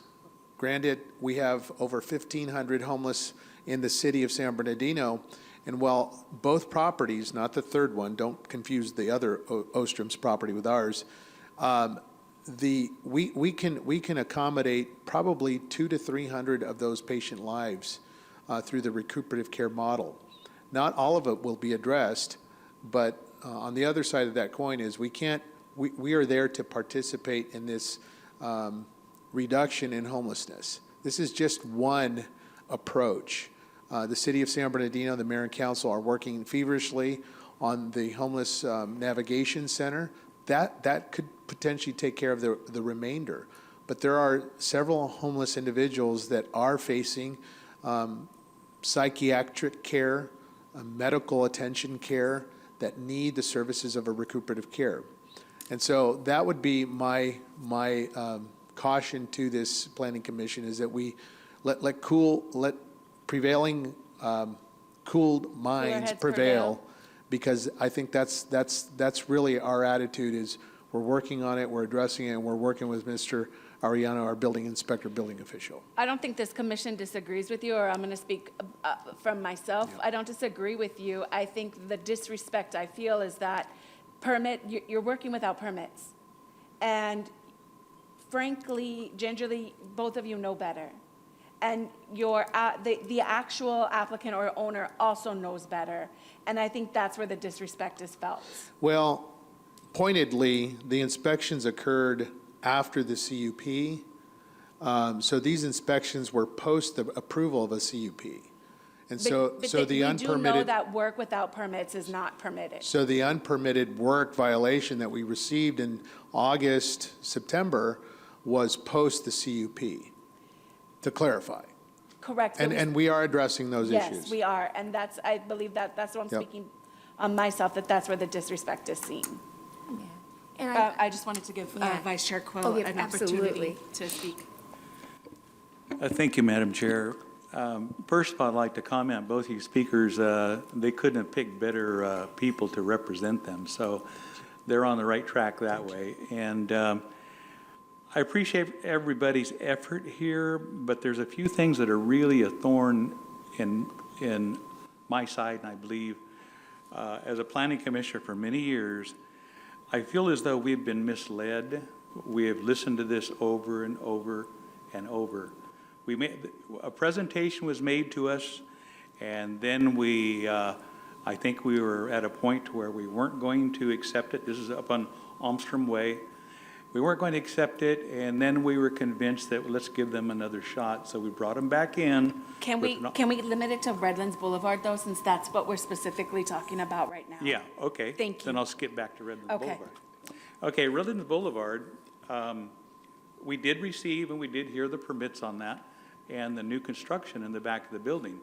Redlands Boulevard, I understand that is, I visited the site, and my impression is it is a gateway hotel to the city.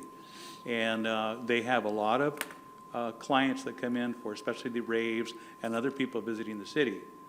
I don't believe they should be commingling people with any type of health needs or so on without notification. There is no notification in the hotel that this is any type of a recuperative center. And however, in the back of the hotel where they are subjected is the way the hotel is built is much better for this accommodation. Right. Because you do have a back side, you do have a front side. That's right. So, however, I've been there, and I think they are accommodating both sides. I mean, I've witnessed people out on the decks, and I'm in question how that's actually operating, but that's, I can't prove anything, but still, it's a gateway hotel. Commissioner, we're happy to investigate that on our end, and certainly in operation, keeping with the standards, we're happy to address that. Yeah, well, I think that operation there is probably can get worked around, but I think the operation should be Yes, sir. contained to the back of the facility, not in the front where it's the gateway community. So Understood. that's it, Yes, sir. yeah. Okay, kind of going back to what you had said, where do the homeless go? What do we do with the homeless, right? Not to say that I'm not empathetic, because that's not the case at all. I'm actually extremely empathetic and care so much about the homeless people Thank that you. I do not want to have a situation where they come to the motel and then they're released onto the street, which is based on what I have seen in talking with people that have left some of these motels. Okay, and you can also go on YouTube. There are people out there, just Google Illumination Foundation on YouTube, and you'll see testimonies from people that have stayed in these motels that are now left idle. Okay, so, I believe that these types of establishments are not going to help. They're bringing in more homeless from other cities. I know we haven't gotten to NHHA, but their deck clearly states where they're bringing them people from. Orange County, Long Beach, the list goes on, Rancho, everywhere, okay? In regards to the Navigation Center, you say that that's gonna help. The Navigation Center is a dirt road right now, dirt with a fence around it. There's nothing there. So I don't know what's gonna happen, how long that's even gonna take place. It's currently, as far as I know, is at a halt. So where do these people go after they leave the motel? There's no housing. Where do they go? Well, Commissioner, thank you very much. There is a presumption that I'm hearing that somehow these individuals in recuperative care facilities with a broad brush are just somehow dispensed with after their care, and that couldn't be further from the truth. Illumination Foundation, this cycle to interrupt and intervene in that process We have identified partners to transport individuals back to their place or county of residence as prescribed by the CalAIM standards. So there are some, I would say, safety nets. We don't just push people out. I don't know where that's coming from, but that's certainly not true. They have a series and a battery of tests that are performed before their release. We certainly can't force anybody.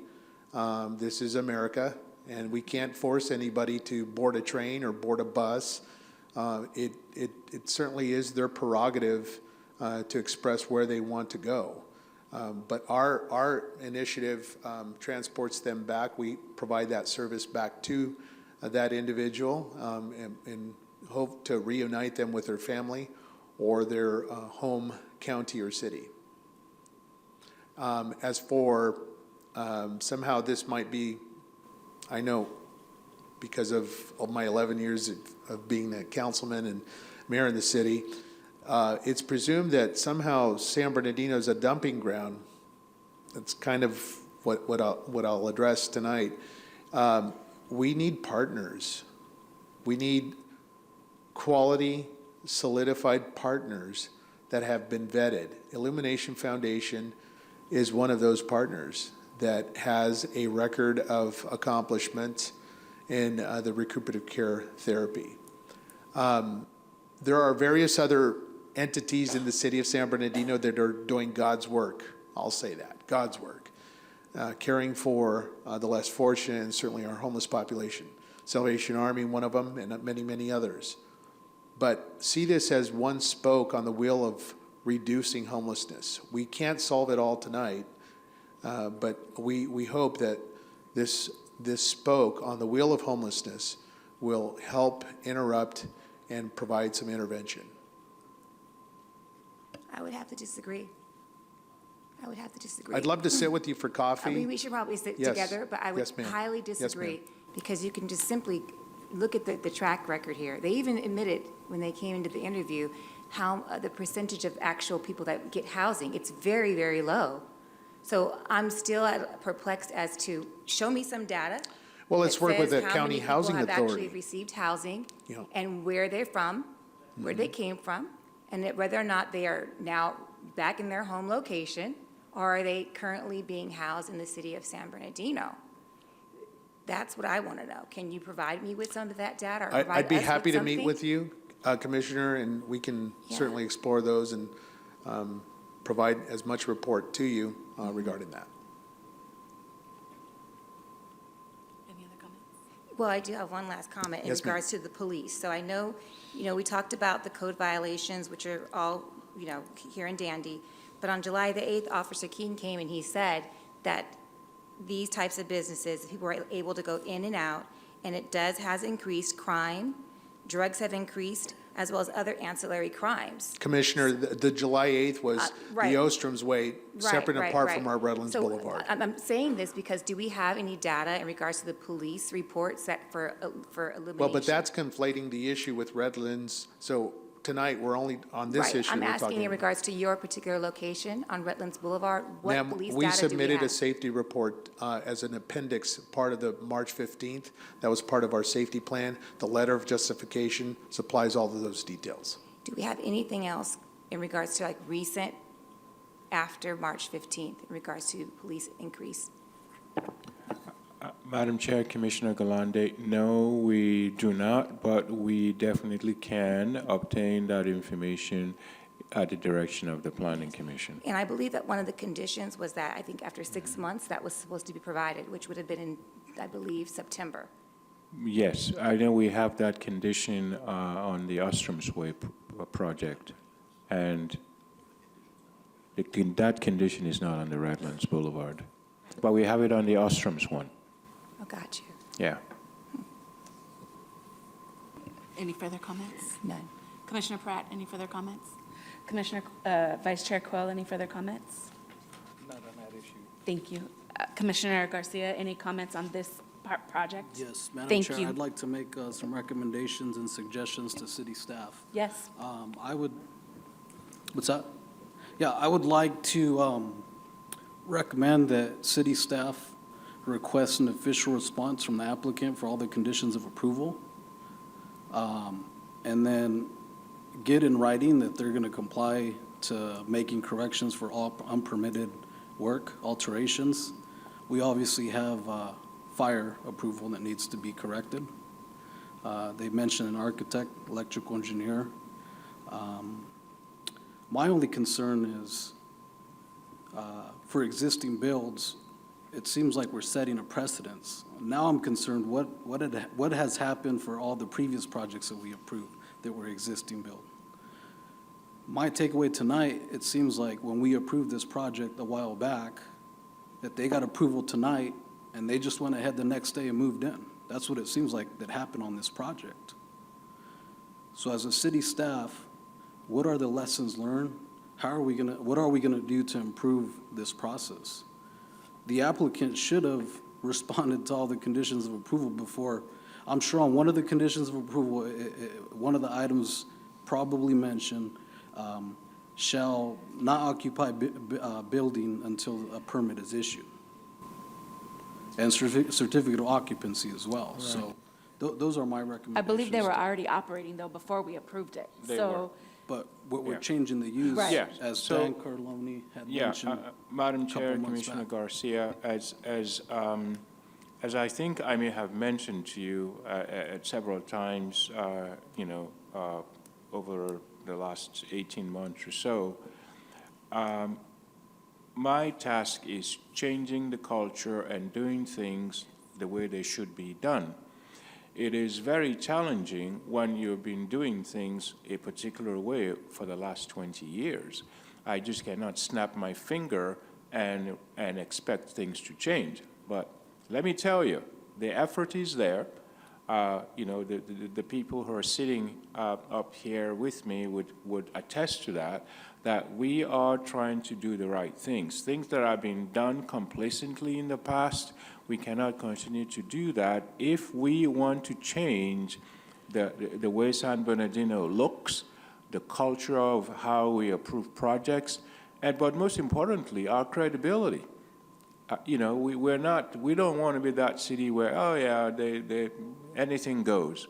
I don't attest to that at all. So it's taking some time, but I can guarantee you that we are changing the process, and the farther we go, the more you begin to see those changes that are being implemented. But when I came into the city, I couldn't believe that we have a city this old and operates the way it does. And I'm not casting any aspersions on anybody in particular. It's just been the culture. Just do it, and then nothing happens. And that translates into, you drive through our city and you see projects that we approve that have conditions, even for maintenance of landscaping. We don't follow through. You see development. You go through other cities, landscaping is lush. They have trees, they have shrubs, they have ground cover. Right. The sprinklers work. Well, why can't we do that? But we've not been trained to make those things a priority, and that is where we are today, but we're trying to change that. can I follow up on your request, Commissioner Garcia? The applicant has stated that they would come back possibly in December or January to allow holiday times, but maybe at the January commission meeting, the applicant, along with the staff, can come back and say, these are the conditions that we have adhered to, this is what we're doing, this is where we are. Is that acceptable? Well, if staff can clarify, is the applicant, they're required, I think back in March, June, when we first heard about the Redlands recuperative facility, they had plans at the time. So where are those plans? Did we ever provide back check comments for that original submittal? And they made no corrections and didn't resubmit? I guess what happened back in March? Jerry's division reviews plans that are submitted for building improvements, and I'm going to ask if he's ever seen any plans submitted by the Redlands facility for any kind of building improvement. Madam Chair, Commissioner Garcia, I'm not aware of any submittal of drawings for tenant or tenant improvements for the Redlands property. Yeah, I recall maybe there were as-built for the hotel, but I recall in one of our planning commissions, seeing plans, they laid out the number For of beds. the all the Redlands? floor- Yeah, for the floor plans. And I They, think- might they be the plans that were submitted with the CUP application? I believe they were. Yeah. Madam Chair. Yes, Mr. Valdivia. Thank you, Madam Chair. Commissioner Garcia, we initially submitted plans conceptually. Upon packet submittal to the city with DERC and other entities that is part of the process for planning, we submitted conceptual plans. Now, at this stage, we are blessed to continue on the CUP. Your own development code suggests we have 2 years. The applicant has 2 years to submit those plans and necessary paperwork to the city for inspection. Right. We, in previous iterations and just moments ago, about 20 minutes ago, I expressed to this commission here present that we are planning to submit those plans with a licensed architect. We will submit that to building, and then upon their comments or plan checks, we'll make adjustments, and then concurrent with that, we'll also pull those building permits per the plan, once they're approved. Yeah, and I don't see this coming back in December, January, unless the city staff is going to make an exception to get the design. Well, the complete our offer, Commissioner, was to report back a status report via the director's chair that we are that we're complying with staff, we're complying with all this necessary work that you've alerted us to, and you have our compliance and commitment to make that happen.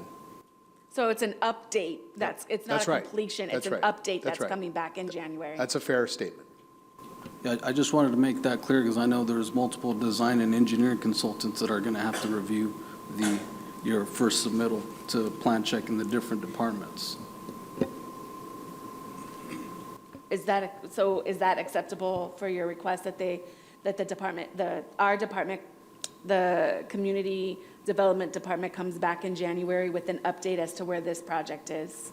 Yeah, I would like to see a Okay. response on the conditions of approval. Is that and- acceptable? And get an update on where we are as far as design and the design consultant and addressing all the comments that were provided by the fire department and identify what work was unpermitted and altered, improved.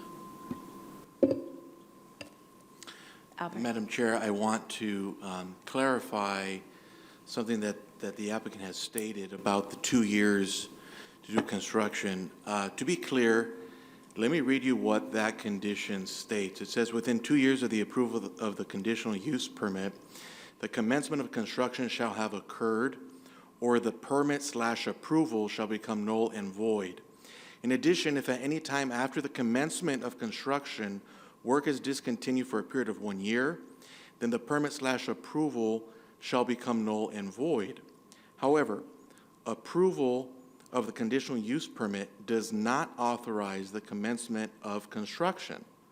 All necessary permits must be obtained prior to the commencement of specified construction activities included in the condition of approval. So, what does that mean in layman's terms?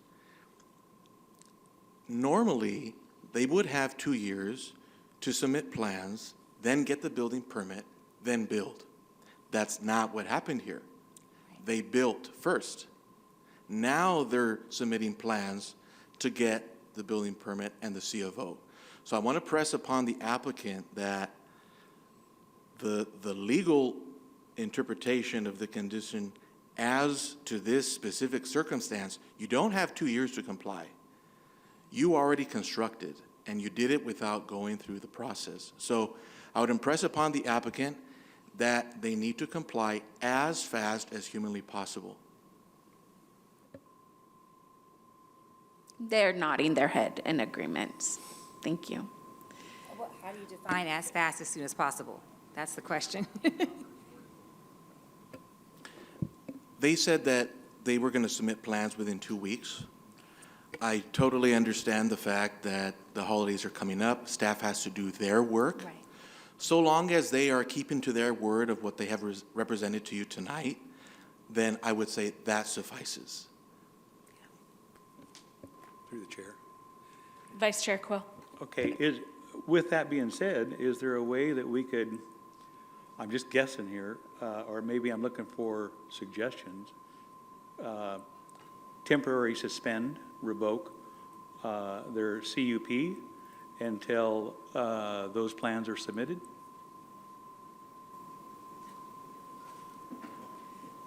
I'm going to go ahead and let our attorney answer that first. I just want to alert you to the legal process to actually revoke a CUP. Let me get there. So to revoke a CUP, you have to notice it as such. You have to notice a revocation hearing. You have to provide 10 days notice to the applicant about that. Now here, they have offered to come in January and to basically do a check the list, every condition. Are they complying, yes or no, or what is the status? Realistically speaking, if we held a revocation hearing, it probably would be December or January. In December, I don't think it would be very useful because they're in the process of providing those updates to you. The same would probably be true for January. That being said, you're the decision makers. You could do that. My legal advice would be to emphasize the point that Mr. Elliott told you. The goal of code enforcement is compliance.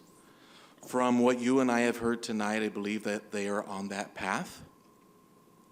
And so, in my legal opinion, I think revocation would be a drastic measure. But at the same time, you are the decision makers, and staff is going to take your direction on that if you want to schedule a revocation hearing. Madam Chair. Commissioner Pratt, thank you.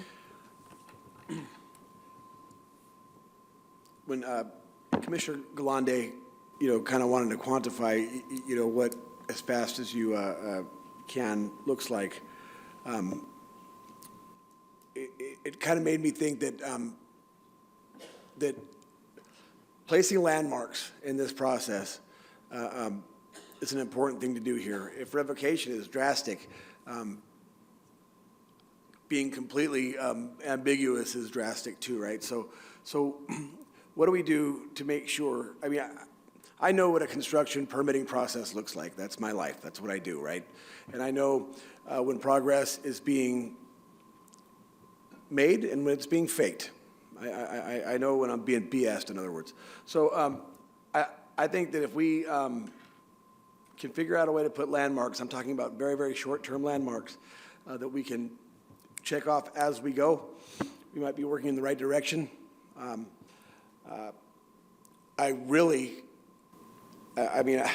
love Christmas as much as the next guy, man, but geez, let's just not set ourselves up for failure by saying, hey, the holidays are coming, screw it, for a couple of months. Negative. So anyways, let's brainstorm on this tonight. It's a discussion, right? And let's figure out what checkpoints we can put in place, that are amicable to both sides, right? To where we can both walk away from this feeling like we're moving forward. And I want to reiterate what we all know here, that we are talking about one project here, not both. Okay, right? So that's my suggestion. I'm one guy up here, so that's all I have to say about it for now. Do you want to, I do like having benchmarks. It holds the applicant accountable and it holds staff accountable. I am sensitive to the holidays because you are going to have less staff. And it's not, I don't feel like we should be making staff work overtime in order to get deadlines done. That's you. That's not our staff when they're already working at limited capacity. And putting that on them is not, the applicant's problem is not staff's problem. It's the applicant's problem. So to hold the applicant accountable to deadlines and then making sure that our staff is able to follow through with those deadlines is one thing. And like you said, we do need to get staff's buy-in on what those deadlines can be. So from what I hear, and I need one applicant who's willing to speak, Mr. Valdivia or Mr. Mujica. Mr. Valdivia, you're saying that you will be able to submit plans by when? We will be able to submit plans. We're requesting 60 days for a director's report or via that opportunity for an update in January. Directly addressing your questions, we have plans in draft mode now. We will be submitting those within the next 2 weeks. We anticipate plan check and review, as you had suggested, and comments back from city staff. That's a process, Planning Commission. Not our process, it's your process. Right, I'm pulling up a calendar And so here. we anticipate with the holidays, we would, so long as it checks the mark that we are compliant and working on the process, I think it is, if the commission would agree, we can have an update to you in the January 2026 Planning Commission via the director's report. We'll submit anything that, the punch list that Mr. Garcia would requested, any written affidavits suggesting that we have been in compliant and working with city staff on plans and building processes. So you acknowledge, you admit, or you're acknowledging you understand what Mr. Garcia's punch list is? Well, it's what's previously documented at the notice of violations and all the necessary CUP items. Is that correct? A response, obviously our municipal, whatever our municipal code states for a resubmittal. And well, this is not a resubmittal. There is no resubmittal. No, They this have is not not submitted plans. We would object to a resubmittal, sir. well, they have to prepare plans. 'cause What they has have been conditions submitted of to approval. planning is not what is submitted to building. Madam Chair, that's correct. So for a project of this type to go through the Planning Commission, what you would get would be preliminary plans, because they would identify certain things, but nothing is finite.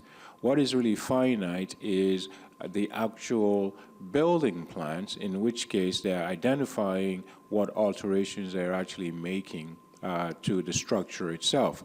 So in this particular case, what the Planning Commission saw was just, maybe a site plan of the two motels, the number of rooms they identified that they would use for the recoup operation, et cetera, et cetera.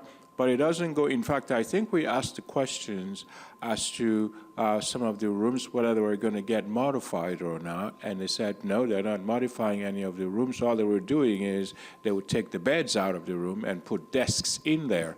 And that was about the extent that I was told the modifications would consist of. But recent inspections by the building staff has revealed something totally different. So those are the plans now that they would have to submit to show what are some of the structural alterations that they have made to the structure, and B, whether or not those alterations were in compliance with the code. And if that were, and if the finding is to the contrary, then we may have to go back to putting it back the way it was, because what you currently have doesn't really satisfy code. So, and Jerry would provide some additional information on that.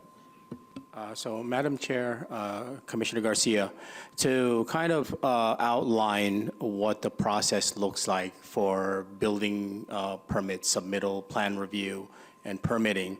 For larger complex projects, which this qualifies, the turnaround time for the first review is between 15 to 20 business days.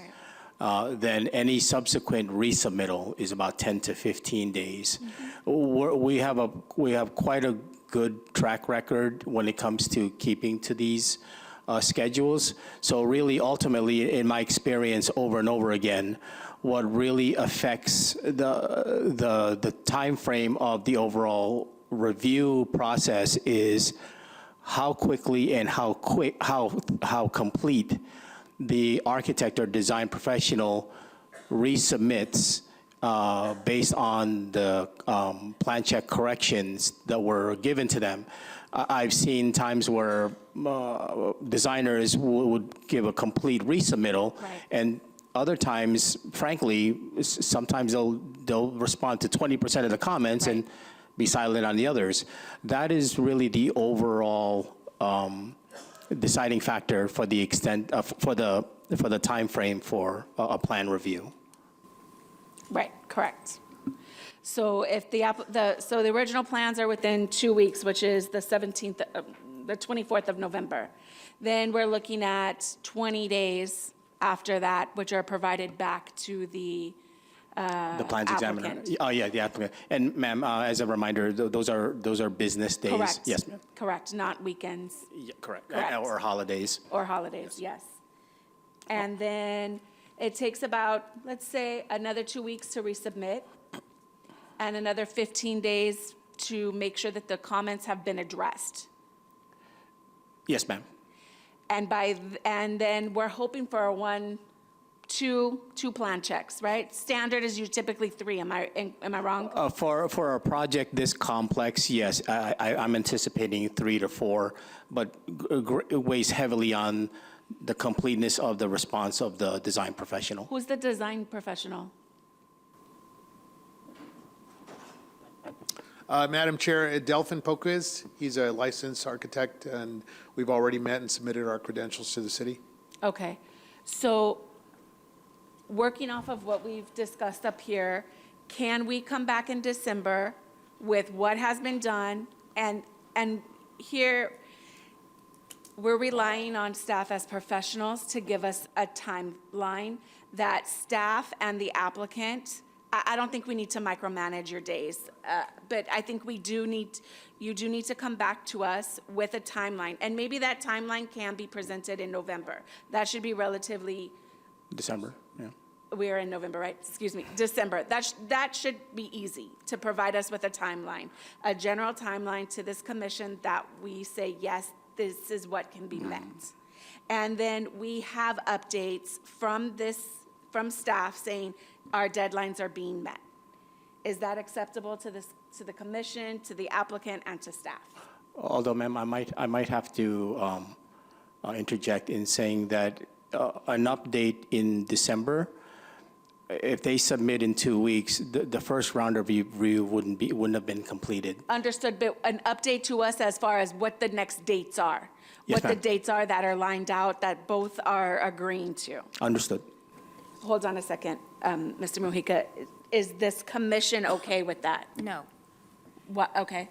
absolutely not, because looking at the dates that you just gave, we're going to push this into February, it sounds like to me. Yes. To be able to, it's going to be in February?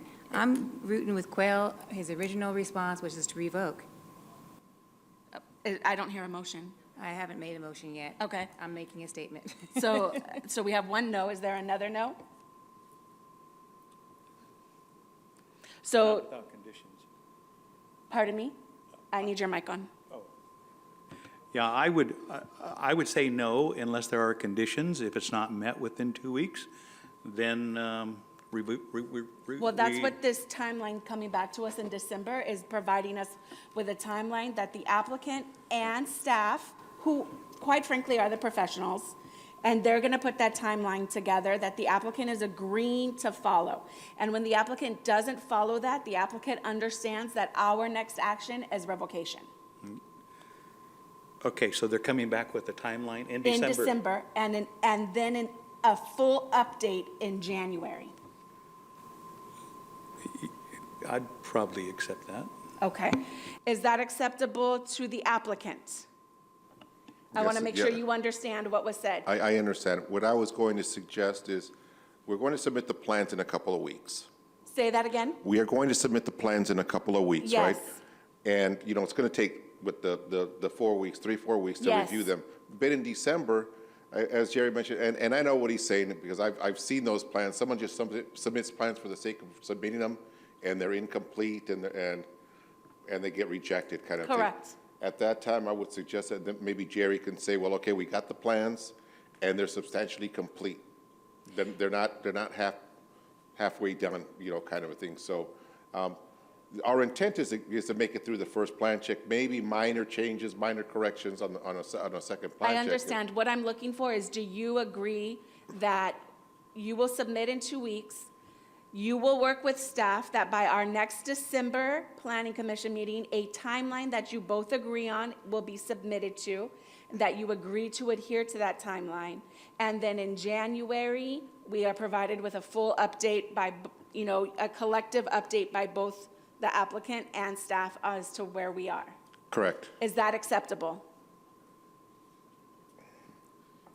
Yes, stipulated that it's consistent with the revocation process and the development code, yes. Albert, would you like to?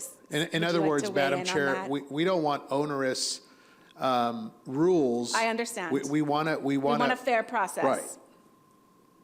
From what I've heard tonight, the path that you have laid out, Chair, what I have heard is it would not include a revocation hearing scheduled for December. Correct. Would Okay. not.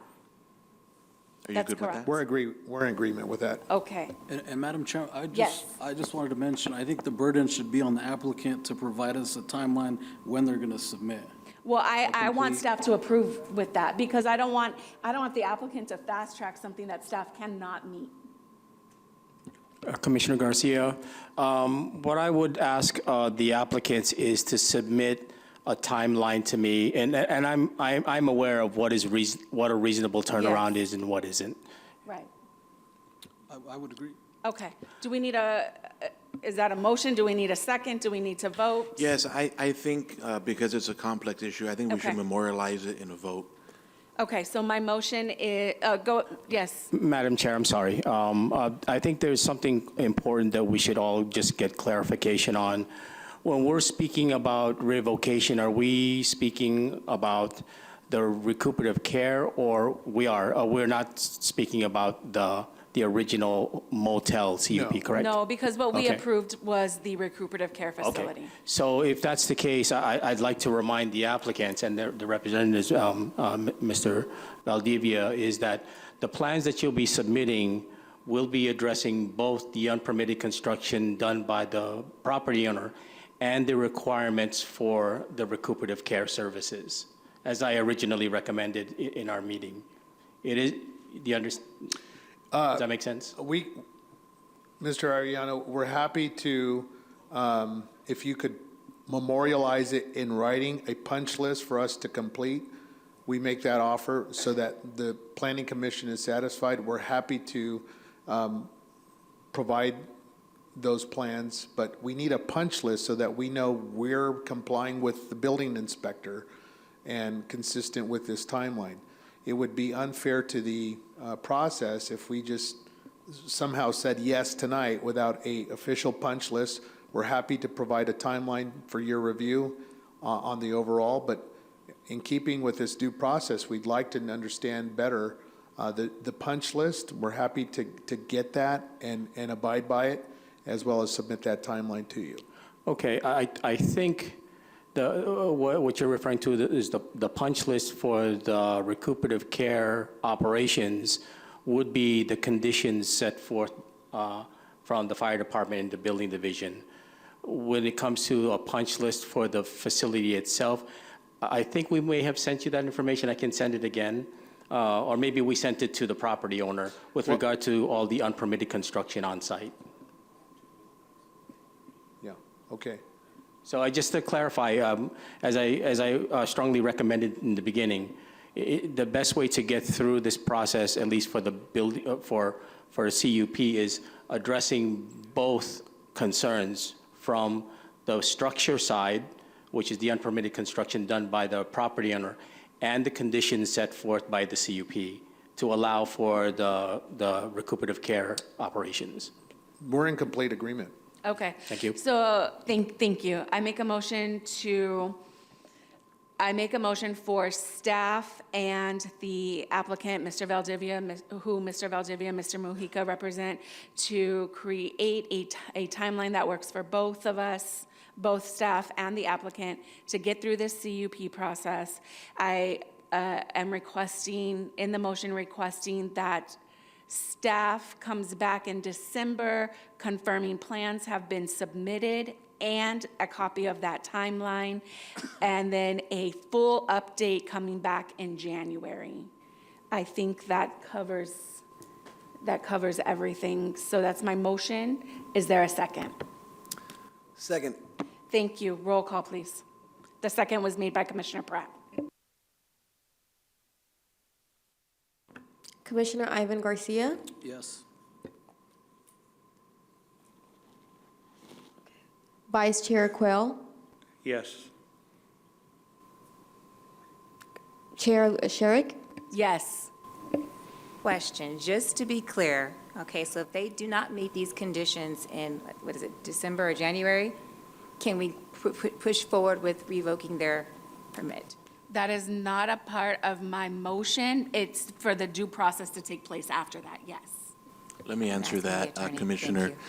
At your December meeting, if you're not satisfied, you can direct staff to schedule a revocation hearing. The same is true at your January meeting. Thank you. Okay, then yes. Yes. Thank you. Thank you, Mr. Mojica. Thank you, Mr. Valdivia, for your cooperation this evening. It's appreciated. All right, vote passes unanimously. Thank you. Can we take a 10-minute break at this time before we move on to Ostrom's Way? Thank you.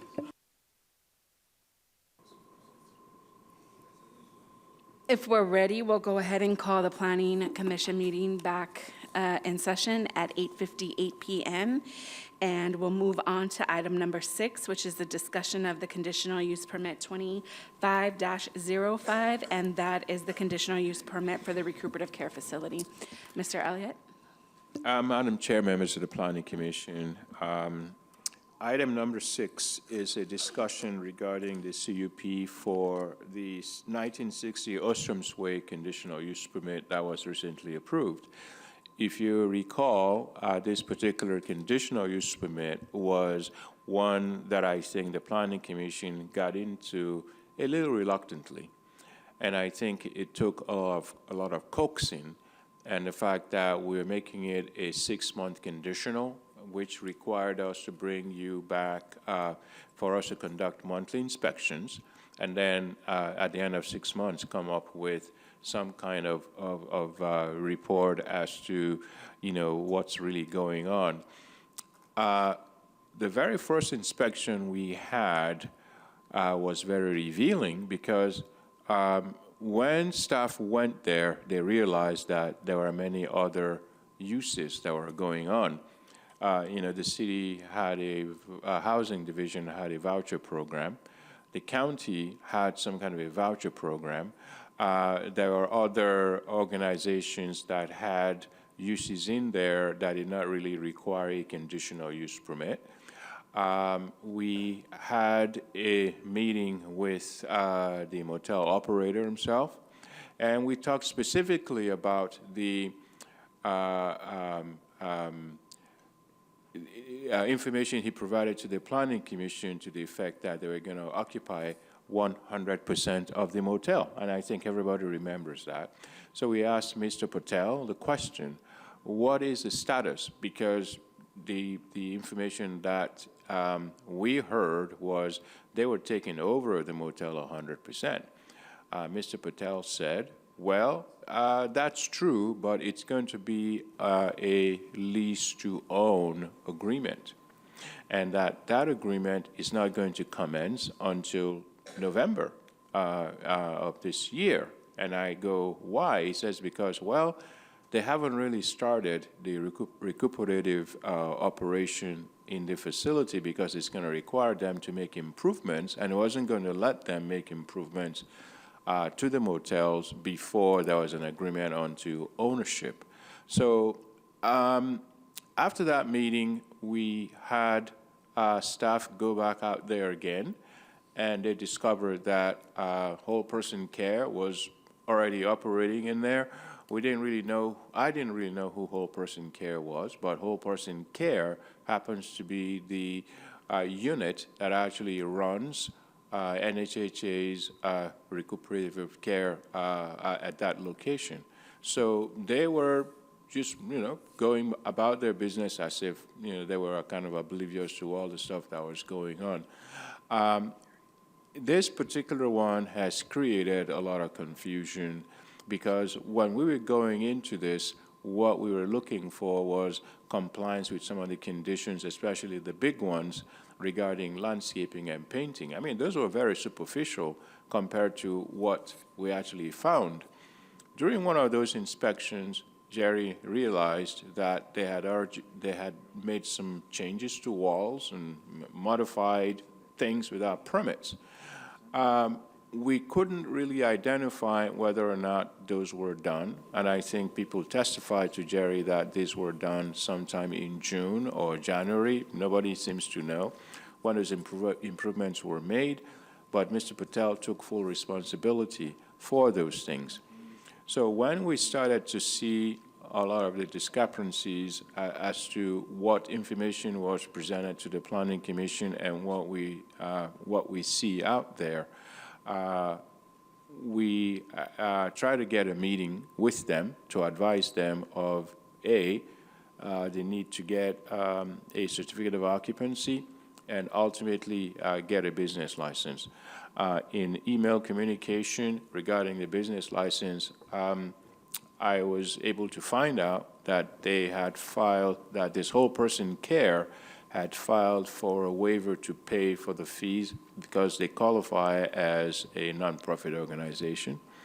I haven't really been able to see the license itself. The business license people, Minerva, was not in the office today, so I wasn't able to get that information from her. But if they have a business license to operate, I think every business, as rightfully pointed out, should have a business license displayed on the premises in which business is being conducted. But so this whole thing kind of took a very negative turn because there was frustration on the side of the building division because Whole Person Care had requested some kind of funding from the city to do whatever it is they were doing at the location. There was also the voucher program operating at the location, so there were so many moving parts that we had to convene a meeting with IEHP to say, look, IEHP is the funding source for the members that actually inhabit this recoup operation. So that is how they pay for the cost of providing the service. It's through the health care plan for these members. That's how this operation works. So the health care plan for the members pays for their stay at these facilities while they are recuperating from, all different kinds of ailments. But in June of 2025, and I think you have that exhibit with you tonight, the fire department wrote a couple of pages of conditions, requirements that they have to comply with in order to get a certificate of occupancy. They did not acknowledge that they received them, even though That again? so They have or have not acknowledged? they did not acknowledge that they received them, even though the fire department sent that information directly to them.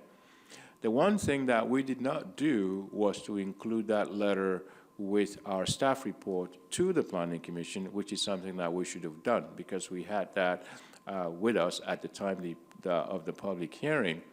So it kind of seemed like they were operating a little bit separately from what the fire department is telling them and the conditions of the conditional use permit. And they thought, in fact, in one of my conversations with them over a weekend, you probably got an email from them indicating that because the Planning Commission approved the CUP, it's an authorization for them to actually conduct business. And I had to clarify that the CUP is a land use approval with conditions, and that, for them to occupy that location, they have to comply with specified conditions of approval, which made them very unhappy. So they called a meeting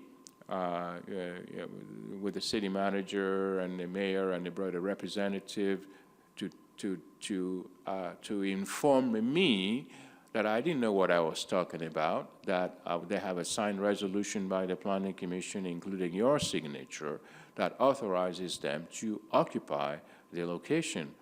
And it had to be pointed out to them that land use approval is one thing, occupancy is something totally different, and they need to be working towards gaining occupancy. So there are some similarities here. Unpermitted work has also been done. Mr. Patel, the motel owner, has stated, in the presence of Mr. Arellano, that he did the work. So where we are now is, are they going to be able to, are they willing to comply with the conditions of approval? Because at that meeting, he was very disrespectful to me personally. He said our city looked like a dump. He doesn't want to do business in a city like ours that we're listed as one of the 10 dirtiest cities in the state of California. And I had to correct him by saying that the dirty is not dirty like dirt. The dirty is air quality. So if you ask me tonight whether or not I think they're going to comply with anything, I think we're going to get a lot of resistance from them. They think they're entitled. They think they're there and they've spent money. And the next thing I think we're going to be hearing from them is, oh, we got our lawyers working on this. So two totally different situations. The Illumination Foundation, they are compliant. They have already asked all the members to leave the facility when we declared that the facility was unsafe because of certain things that haven't taken place. But On Ostrom's Way? this is Ostrom's Way. But to answer the question that was asked to me earlier, they have refused only very few. I think they said they had maybe 25 or so members there at the time. Only 5 had left at the time of the conversation. Basically, what they want me to do specifically is to tell them that the building is safe to occupy, even though they have they have a list from the fire department and they have a list from Mr. Arellano's review that certain things have to be done in order for them to get a certificate of occupancy. So they do not have a COO at this particular point, and I'm not sure whether or not they're dedicated towards getting one. And am I correct in, is there a representative from the Ostrom's Way facility? I don't see any in the audience, but I do know that Mr. Valdivia represents the motel owner. I don't know if he represents him for this facility as he represented him for the Redlands facility as well. Mr. Valdivia, I just want to confirm, is this on the recuperative care facility or on the hotel? Because we're talking about the recuperative care facility. Madam Chair, I have a point of clarification for the attorney, and that's my confusion. It's agendized as number 6. As the recuperative care facility. Well, there's two Right. facilities. One is the hotel and one is the recuperative care facility. Well, there's two. There's one, the Hilltop, which often we refer to in San Bernardino as the Hilltop one. That's not ours. That's not what we're talking about. The 1960, so on the agenda, is it, are both properties agendized as items 6 and 7? Are both speaking of the property address of 1960? Yes, there are 2 CUPs on that property. The first CUP is to conduct a motel business, and the second CUP is to conduct a recuperative care business. Actually, that's reversed, I believe. That's why Number 6 is the No, I'm not speaking to the order, how it's in the okay. agenda. I'm just clarifying Understood. that there are 2 different CUPs for the same address. And what is listed as number 6 is the recuperative care, and what is agendized as number 7 is the motel CUP. But the address is the same. Okay, so number 6 is the CUP that was granted July of 2025, correct? Okay. So yes, I am representing SBO Tel South LLC regarding this, the property owner for both items number 6 and 7.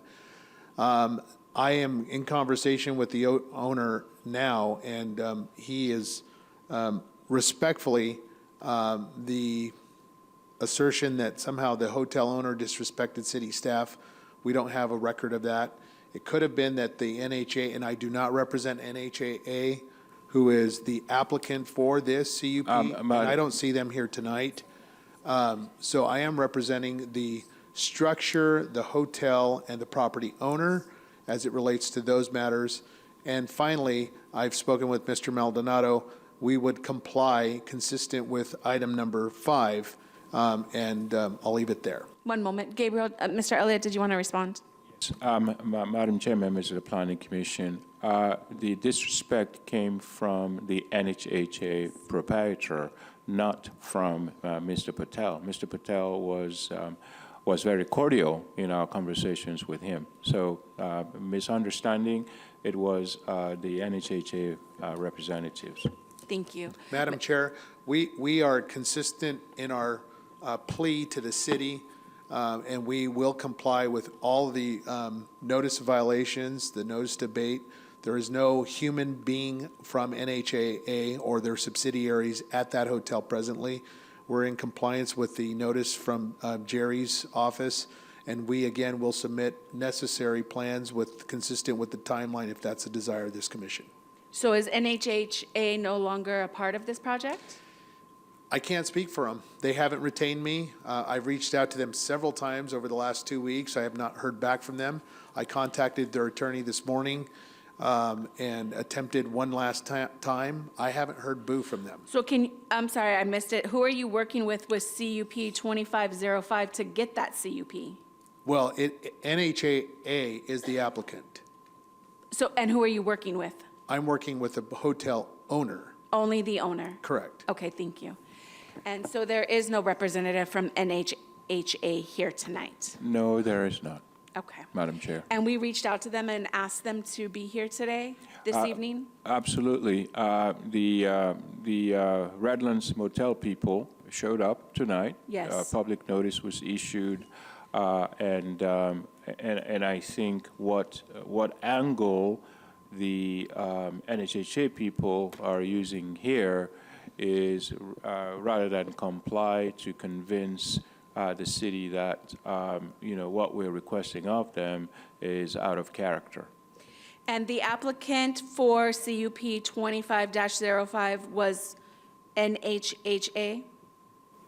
Yes, Madam Chair, it And was. is that the only organization that the city can work with to gain compliance on that CUP? Madam Chair, it's the only organization that applied for the conditional use permit. So as these types of operations work, NHHA came to the city, requested the conditional use permit, but they hired this group called Whole Person Care to run that facility. To run the facility? To run the facility on their behalf. I understand, but they are not the applicant. No, they're not. They're Okay. not the applicant. And yes. And just to be clear, Chair, in my conversations with staff, it appears that Whole Person Care Clinic is willing to comply, but it appears that NHHA, the permit holder, is not willing. So who are we obligated to work with? Who is the NHHA, commission and staff? The permit holder.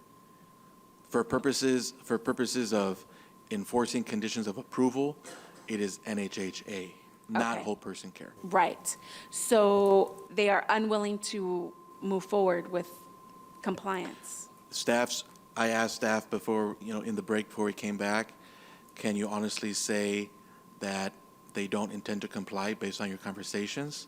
And staff told me, yeah, I don't think that they intend to comply. So I think that, different from the prior project that we discussed, I think here, if you want to schedule a revocation hearing, go for it. I would like to make a motion to schedule the revocation hearing. Second. Second. We have several seconds. Second. I think I heard Quill first. Three seconds. 3 seconds. If we can take a roll on that item. Yes. And just for the record, would you like to schedule that for your December meeting? Yes. Okay, so please I note, just- go ahead. I just wanted to know who was second. Vice Chair Quill. Okay. And please note that the motion is to schedule the revocation hearing for the December Planning Commission meeting. December the 9th, is that right? December the 9th. Thank you. And so if we can go ahead and take roll on I that. have a public comment. I don't have a speaker slip for this item, sir. Well, as I don't have a speaker slip. I'm happy to fill one out.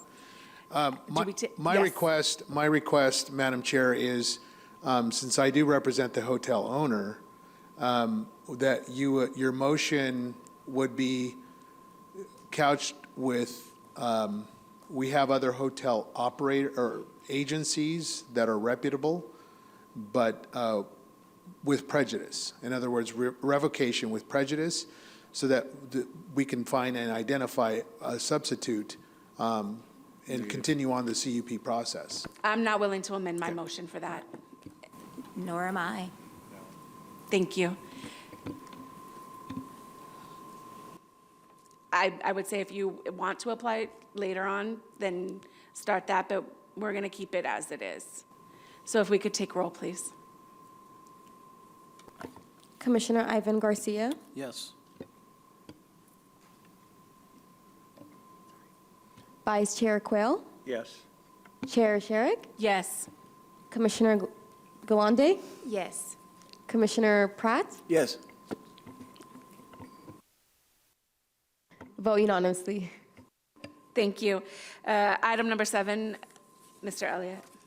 And that is the discussion of conditional use permit for Motel 6. Yes. This is actually the Motel CUP. This is the actual conditional use permit that was issued for the motel. The update I have for you right now is we're unable to find that conditional use permit. It doesn't mean it doesn't exist. We just have to dive into the archives. Perhaps when we moved from the old City Hall building, certain documents got misplaced, but we haven't found the conditional use permit. And I think in order for us to address some of the concerns that you may have, we need to have a conditional use permit that is revocable rather than, but we don't have one at this particular time. So we're continuing to do the search for it. And I'm going to assume that based on when the motel was built, that was probably a conditional use permit. It's just that we haven't been able to find it at this particular time. And Chair, if I may add, I spoke with Mr. Valdivia. The issue on this one is unpermitted construction, just like the Redlands Boulevard. Right. I asked him, are you okay with the same deal we just negotiated on the other property? He indicated yes. You heard him say so from the lectern Yes. just now. So if you have any questions, of course, please ask staff. But otherwise, I think a viable path forward is to make a motion for the same arrangement as on the other property. Okay, I'm just going to go ahead and hear from Mr. Valdivia. Oh, and item number 7.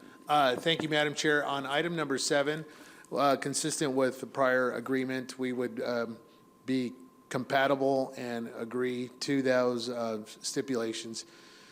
We understand that the building official has noticed the property owner, and we're happy to make those improvements and safety corrections immediately. Thank you. And that means plans would be submitted in 2 weeks as well? That's a little onerous. We have 2 competing projects. Okay. I will say this, we will comply. Okay. And we'll provide updates. I think the most important process, we've already heard it on number 5. But if you can be patient with it, we're happy to make those corrections and work with the building official on that. And we can still do the update in January, that's fine. Sure. But I'm not so certain that we can do both and. Mr. Ariano, did you have comments? Madam Chair, I had the same question you did. Curious if they were planning on submitting in 2 weeks, which I'm not sure if they're going to be able to do. But I would like to ask Mr. Valdivia, approximately when do you think we may be able to have drawings submitted for the Ostrom's property? Well, we don't want to recreate. The fact that they cannot find the original file on the CUP shouldn't be shouldered on the applicant or the owner. So that's more of a city staff issue, which I can't address. But as it relates to the actual violations and working with them specific to his recent visit on a safety inspection, we could submit those within 30 days, the plans. I think that's reasonable. It gives us a little bit of lag time on that other property. So that would be our offer. So I guess to be clear, Mr. Valdivia, yes, I'm not speaking on the original CUP conditions. I'm speaking strictly on the unpermitted construction. You're saying approximately by the end of, more or less the end of December? Correct. Okay, yeah, well, Yep. yes. Well, if it's all right with the commission, that's all right with me. Thank you. Commissioner Pratt? Yeah, I would just like to say that I think it's very important that we always operate in the spirit of fairness here, right? We, for lack of a better way to phrase it, I think we're getting what we want. I think we are, Right. are righting a wrong, right? And I think that because staff has expressed to us that Mr. Patel, has been a cooperating force in this whole adventure, I think that it just makes sense to extend the same Courtesy. the same courtesy that we did for the other project. That was in what I feel like was worst violation, right? Does Yes. that make sense? Yes. Commissioner Garcia, do you have any comments? Commissioner I have a Galande? comment, because I know there were some other businesses, just to make sure we're clear. So WPCC, Encompass, Community Care, Campus, Inland Empire, Unity Way, ABA, they're all no longer going to be doing business there? Madam Chair, Commissioner Galande, so the conditional use permit only applies to NHHA. So all those other businesses that you just rattled off, there is a possibility that they can exist because them being there, because of the nature of what they do, does not change the occupancy of the motel itself. Having said that, I think the concern that the city has and will have in the future is how many of these unknown kind of benign uses are going to occupy this motel until we have 12 of them operating at the same time, and then we have a big issue to deal with. So I think going forward, there needs to be better coordination with the agency that issues these licenses for these businesses to operate, to have a better coordination with the community development department, so that we don't come out as strict on one use, and then on the other hand we have all these other more, they might seem like benign at this particular time, or they might actually be the ones that are actually creating some of the nuisance that we've observed at that location over the years.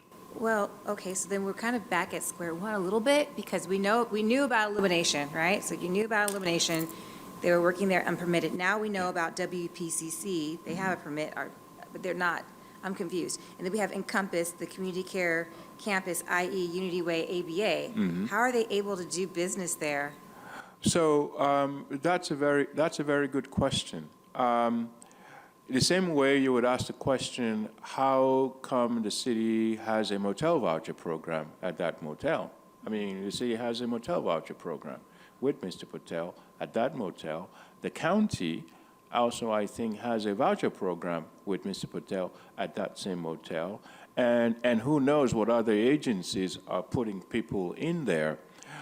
Those types of uses, as I mentioned earlier, do not trigger that occupancy change. It is the recoup operation, because of the type of occupancy it is, that actually changed what requirements could be. So all these uses that you mentioned can actually operate at that location simultaneously without actually triggering an occupancy change, because it would be like people are just... I get that, I understand Yeah, people are that, just but- renting rooms. Mhm. Yeah, that makes total sense, but my question is this: so they don't have to have a conditional use permit to do business there? WPCC, Encompass, Community Care Campus, i.e. Unity Way, ABA. That's the case, then NHHA is going to go back in there. Let me clarify. So I don't know all the organizations you rattled off, but let me just kind of bring I'm it down referring to to its Mr. Elliott's essence. email, yeah. There's two businesses, okay? There's the motel service business, and there's a recuperative care. Yeah. Any of the organizations you mentioned, if they are placing people for an overnight stay or multiple night stay, just to be there to use the motel, they do not need a CUP. They fall under the motel owner CUP, and the motel owner, as the property owner, can grant permission to anyone to come and stay at their property. They have that right to admit or not. So they get to decide who gets to come onto their property to stay at their motel for one or a number of nights. The second use is recuperative care. NHHA has a CUP on the property for recuperative care services. Whole person care clinic falls under NHHA. NHHA has a contract with Whole Person Care Clinic to operate the recuperative care services on their behalf, and they're entitled to do that. NHHA is the permit holder, and they have the right to subcontract with other providers to actually provide those services. They themselves do not need a CUP, but they too have to comply with the conditions of approval in NHHA's conditional use permit. So in essence, because we're revoking or submitting a request for revocation of NHHA, that means WPCC is included in that, right? Correct. And any others.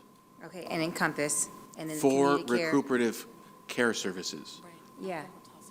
Okay, got it. And the reason why I brought those businesses up, those were just an email. Mr. Elliott, we had requested, we wanted to know what businesses were currently doing business out of that motel, and he kindly submitted us a list, and it had WPCC, Encompass, Community Care Campus, Inland Empire. Yes. And then Unity Way. I think Unity Way ABA is actually on Carnegie. I think that may have been a mistake, but then, yeah. And let me give you one final example that I think will crystallize what I've explained to you. Yeah. My understanding is that Whole Person Care Clinic, Gabriel, correct me if I'm wrong, they do both. They place people for motel overnight stays at 1960 Oshrams Way, and they operate recuperative care services at 1960 Oshrams. So at your December meeting, you're going to hold a revocation hearing to revoke the CUP for NHHA. Assuming that the commission votes to revoke, then, as of that moment, Whole Person Care Clinic must cease providing recuperative care services, but they can still place people at the property for motel overnight stays. Does that make sense? That makes complete sense. Madam Chair? Yes, one moment, please. Okay. Mr. Valdivia, would the owner be willing to provide a list of all the businesses he's contracting with for hotel services at this location, at Ostrom's Way? Consistent with the CUP of the motel? Yes. We are happy to provide that. Okay, thank you. Yeah. Commissioner Pratt? Yeah, I would just, that was very clear. I just say that having WPCC be able to remain on site once the NHHA permit were it to be revoked, that is some very muddy water.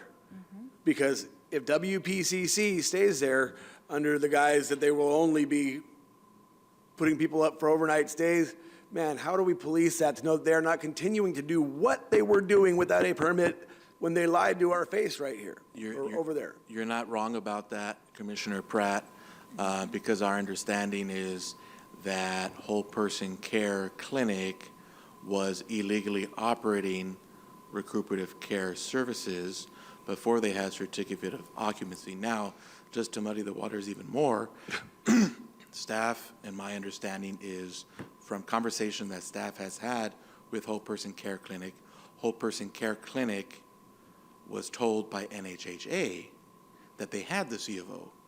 That they had what? So that they had the certificate of occupancy. So Whole Person Care Clinic also probably has some grievances against NHHA. I think at the end of the day, staff needs to learn from this and do more proactive code enforcement and get out there to make sure, if the CUP is revoked, to ensure there are no recuperative care services being provided on the property. We'll do that for you. Do you have any other questions? I'm good. Commissioner, Vice Chair Quill, do you have any questions? No. Okay, so from what I understand, the motion is going to be that you are going to submit plans within 30 days for this project on Ostrom's Way. And then there will be also a timeline that is agreed upon by staff and the applicant and that timeline will be brought back at the December meeting, is that correct? Madam Chair, the timeline will be similar to the timeline for item number 5. Okay, and that, and the list of businesses also that are operating, okay? Madam Chair, the only Yes. difference between the two different addresses would be about a 2-week difference. Yes. From my understand. Yes. Thank you, ma'am. Makes sense, thank you. So that's going to be my motion. Do I have a second? Second by Commissioner Pratt. Can we please take roll? Commissioner Ivan Garcia, Yes. Commissioner Ngalande, Yes. Commissioner Pratt, Yes. Vice Chair Quill, Yes. Chair Sherrick. Yes, thank you again, Mr. Valdivia. Vote passes unanimously.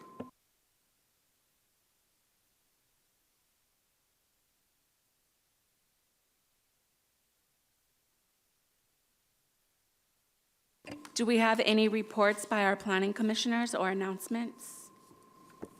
I have one. Commissioner Pratt. First, I would just like to say happy birthday to the United States Marine Corps. We are 250 years old today. Yes. And to all of the veterans in this room and in our city and in this great nation of ours, happy Veterans Day tomorrow. And I would also like to say that I'm really proud of the work that the Planning Commission has done. We haven't always agreed on these projects, but I think we came together on this. And I think that it's important that the public know that we made a very informed decision and had a very legitimate process in this. Thank you. Thank you, Commissioner Pratt. Are there any other comments? I have one. I have a couple, actually. Moving forward, Mr. Elliott, when we have a change in venue or a change in date for our planning commission, can we put that on our social media, on the city social media pages through the PIO, just so that it's a little more clear where and when we will be meeting? And I also wanted to follow up on a comment that was made that I've heard by staff as well as commissioners, as well as members of the public, and that is, well, you've approved one like this before, why aren't you approving this one? And the one that sticks out in my mind are truck yards. Well, you approved this truck yard, why aren't you approving this truck yard? And I just want to remind our commission, our staff, and our public that each project is different, and that just because we've approved one doesn't mean we will automatically be approving a second one. I also want to wish a happy Veterans Day to our residents and staff and veterans. That's all I have to say. Do we have a director's report? Thank you, Madam Chair, members of the Planning Commission. One of the things that we've been kind of dealing with is request for when is our general plan update coming. I think I've sent you the link to some of the elements that have already been completed. We are currently working on the, which plan do we have, Said? On the land use plan, which is, so that means there are two other elements, which is a circulation and noise.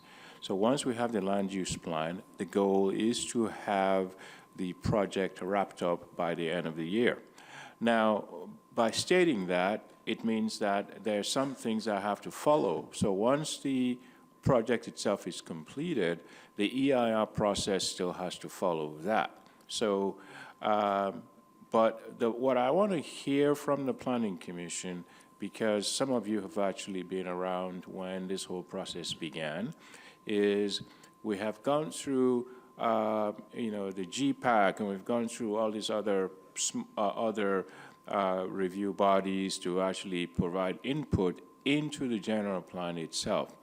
When we have this update by the end of this year, what would you like to see us do with the draft document that we have? Do you want us to go back to the GPAC? Do you want us to have, I think the plan would be for the Planning Commission and the City Council to take another look at all the things that have transpired over the last couple of years so that we know we're on the same page, because this document we've been waiting for this for a very long time, and I want to make sure that everybody is on the same page when the document actually does arrive. So I want to know what would be your recommendation for when we actually get this document.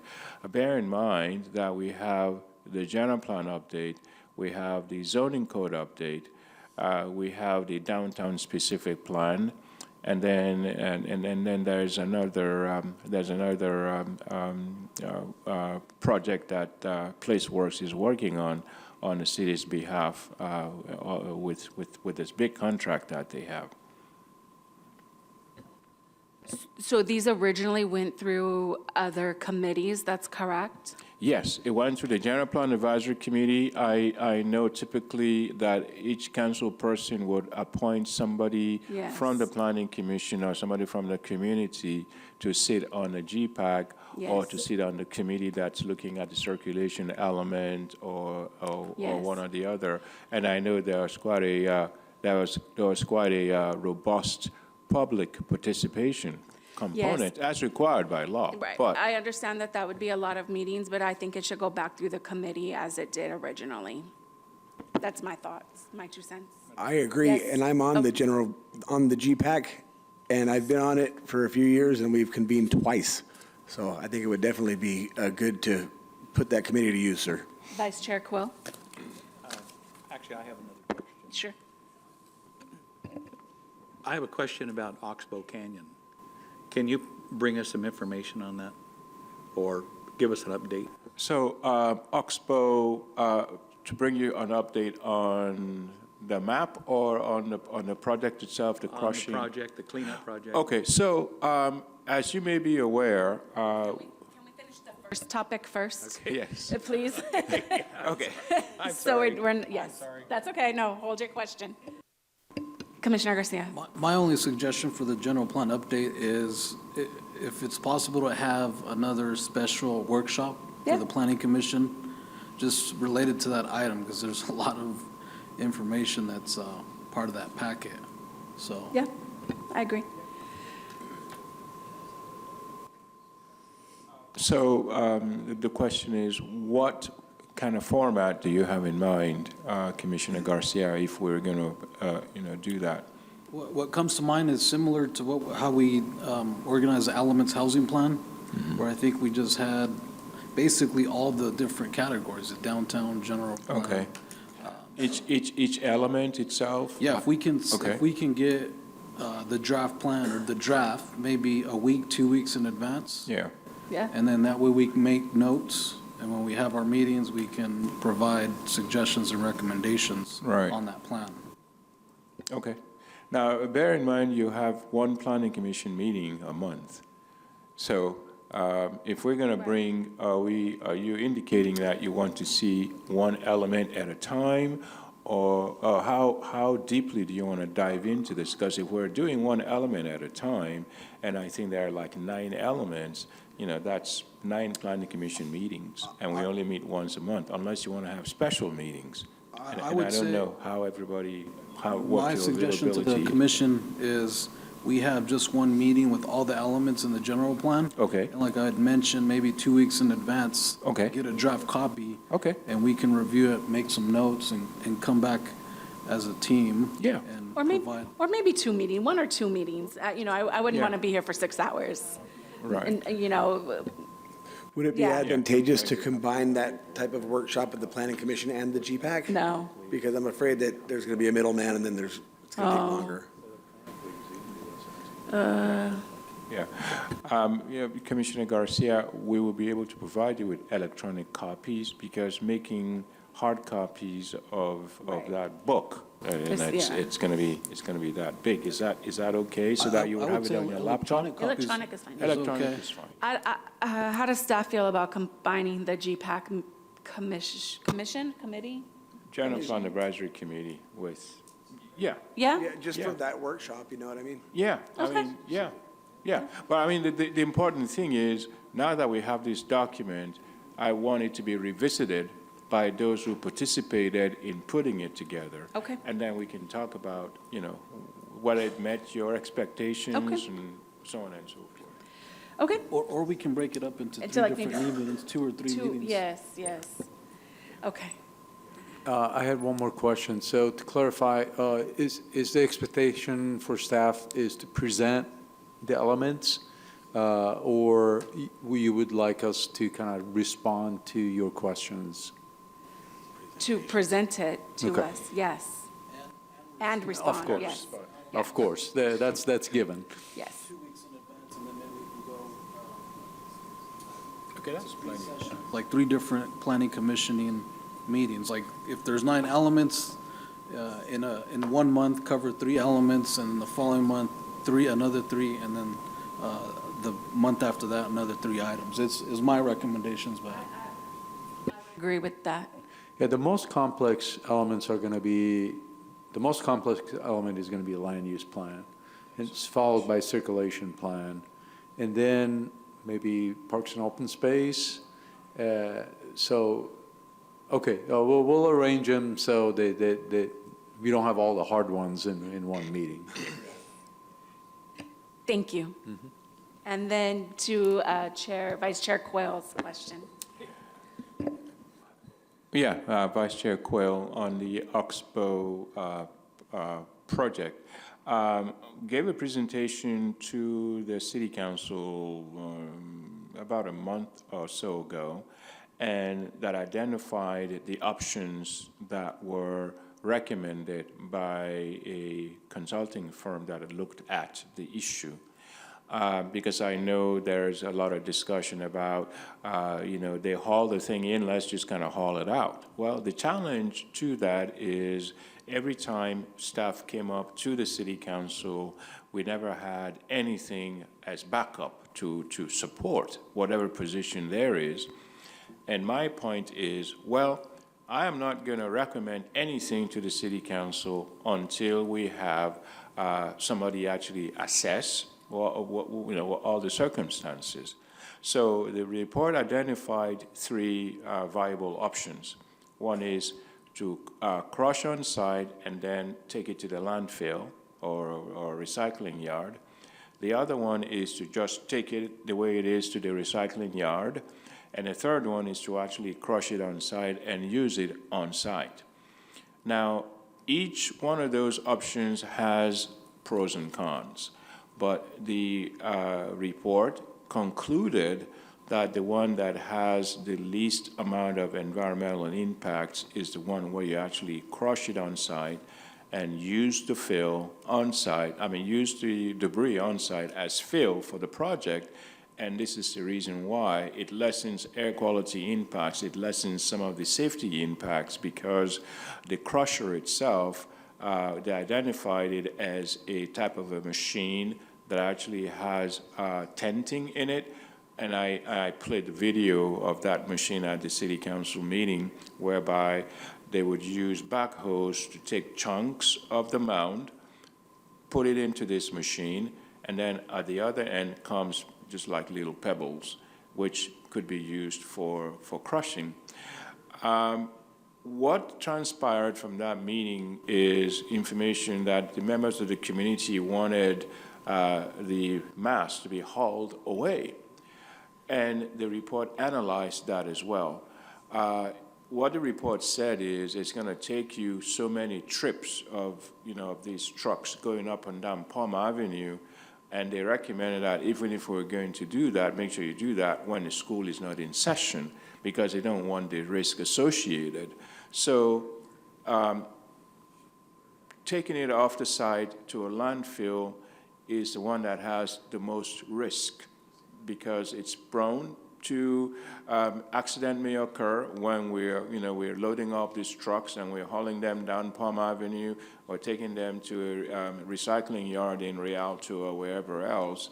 That poses more environmental danger and safety dangers than just taking the chunks and putting them into a machine and crushing them on site. So I'm being told that the community favors just hauling the thing out of there and go on Palm Avenue, which the report recommended be done in the summer when the school is not in session. It will take longer to do that, as opposed to us figuring out when during the year we want to start the process of actually doing the on-site crushing, which I think is the one that was safer as an alternative.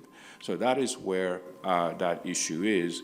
We're being told that the community prefers hauling it away, but the experts are saying the best option from safety and everything considered is to actually crush it on site. I live over there, so I can tell you right now, we've had lots of community meetings. Councilwoman Kim Knaus has had community meetings, and majority of the people in our community are saying crush on site.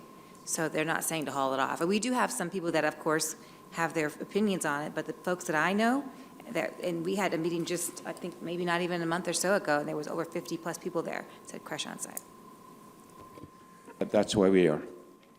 I think that, just one more comment on this project, this thing has been made into this giant mountain, I mean, no pun intended, but this is when we need to get out of the way and let professionals do what they do. That is a gnat compared to the amount of concrete that gets crushed every day on construction sites around here. This is not a big deal. Whether you haul it off or leave it there, it's not a big deal. We just have to hire somebody to do it, and it goes away. That's it. Okay, I'll go ahead, and if there's nothing else under the director's report, I'll go ahead and adjourn the meeting at 9:48 p.m. Thank you.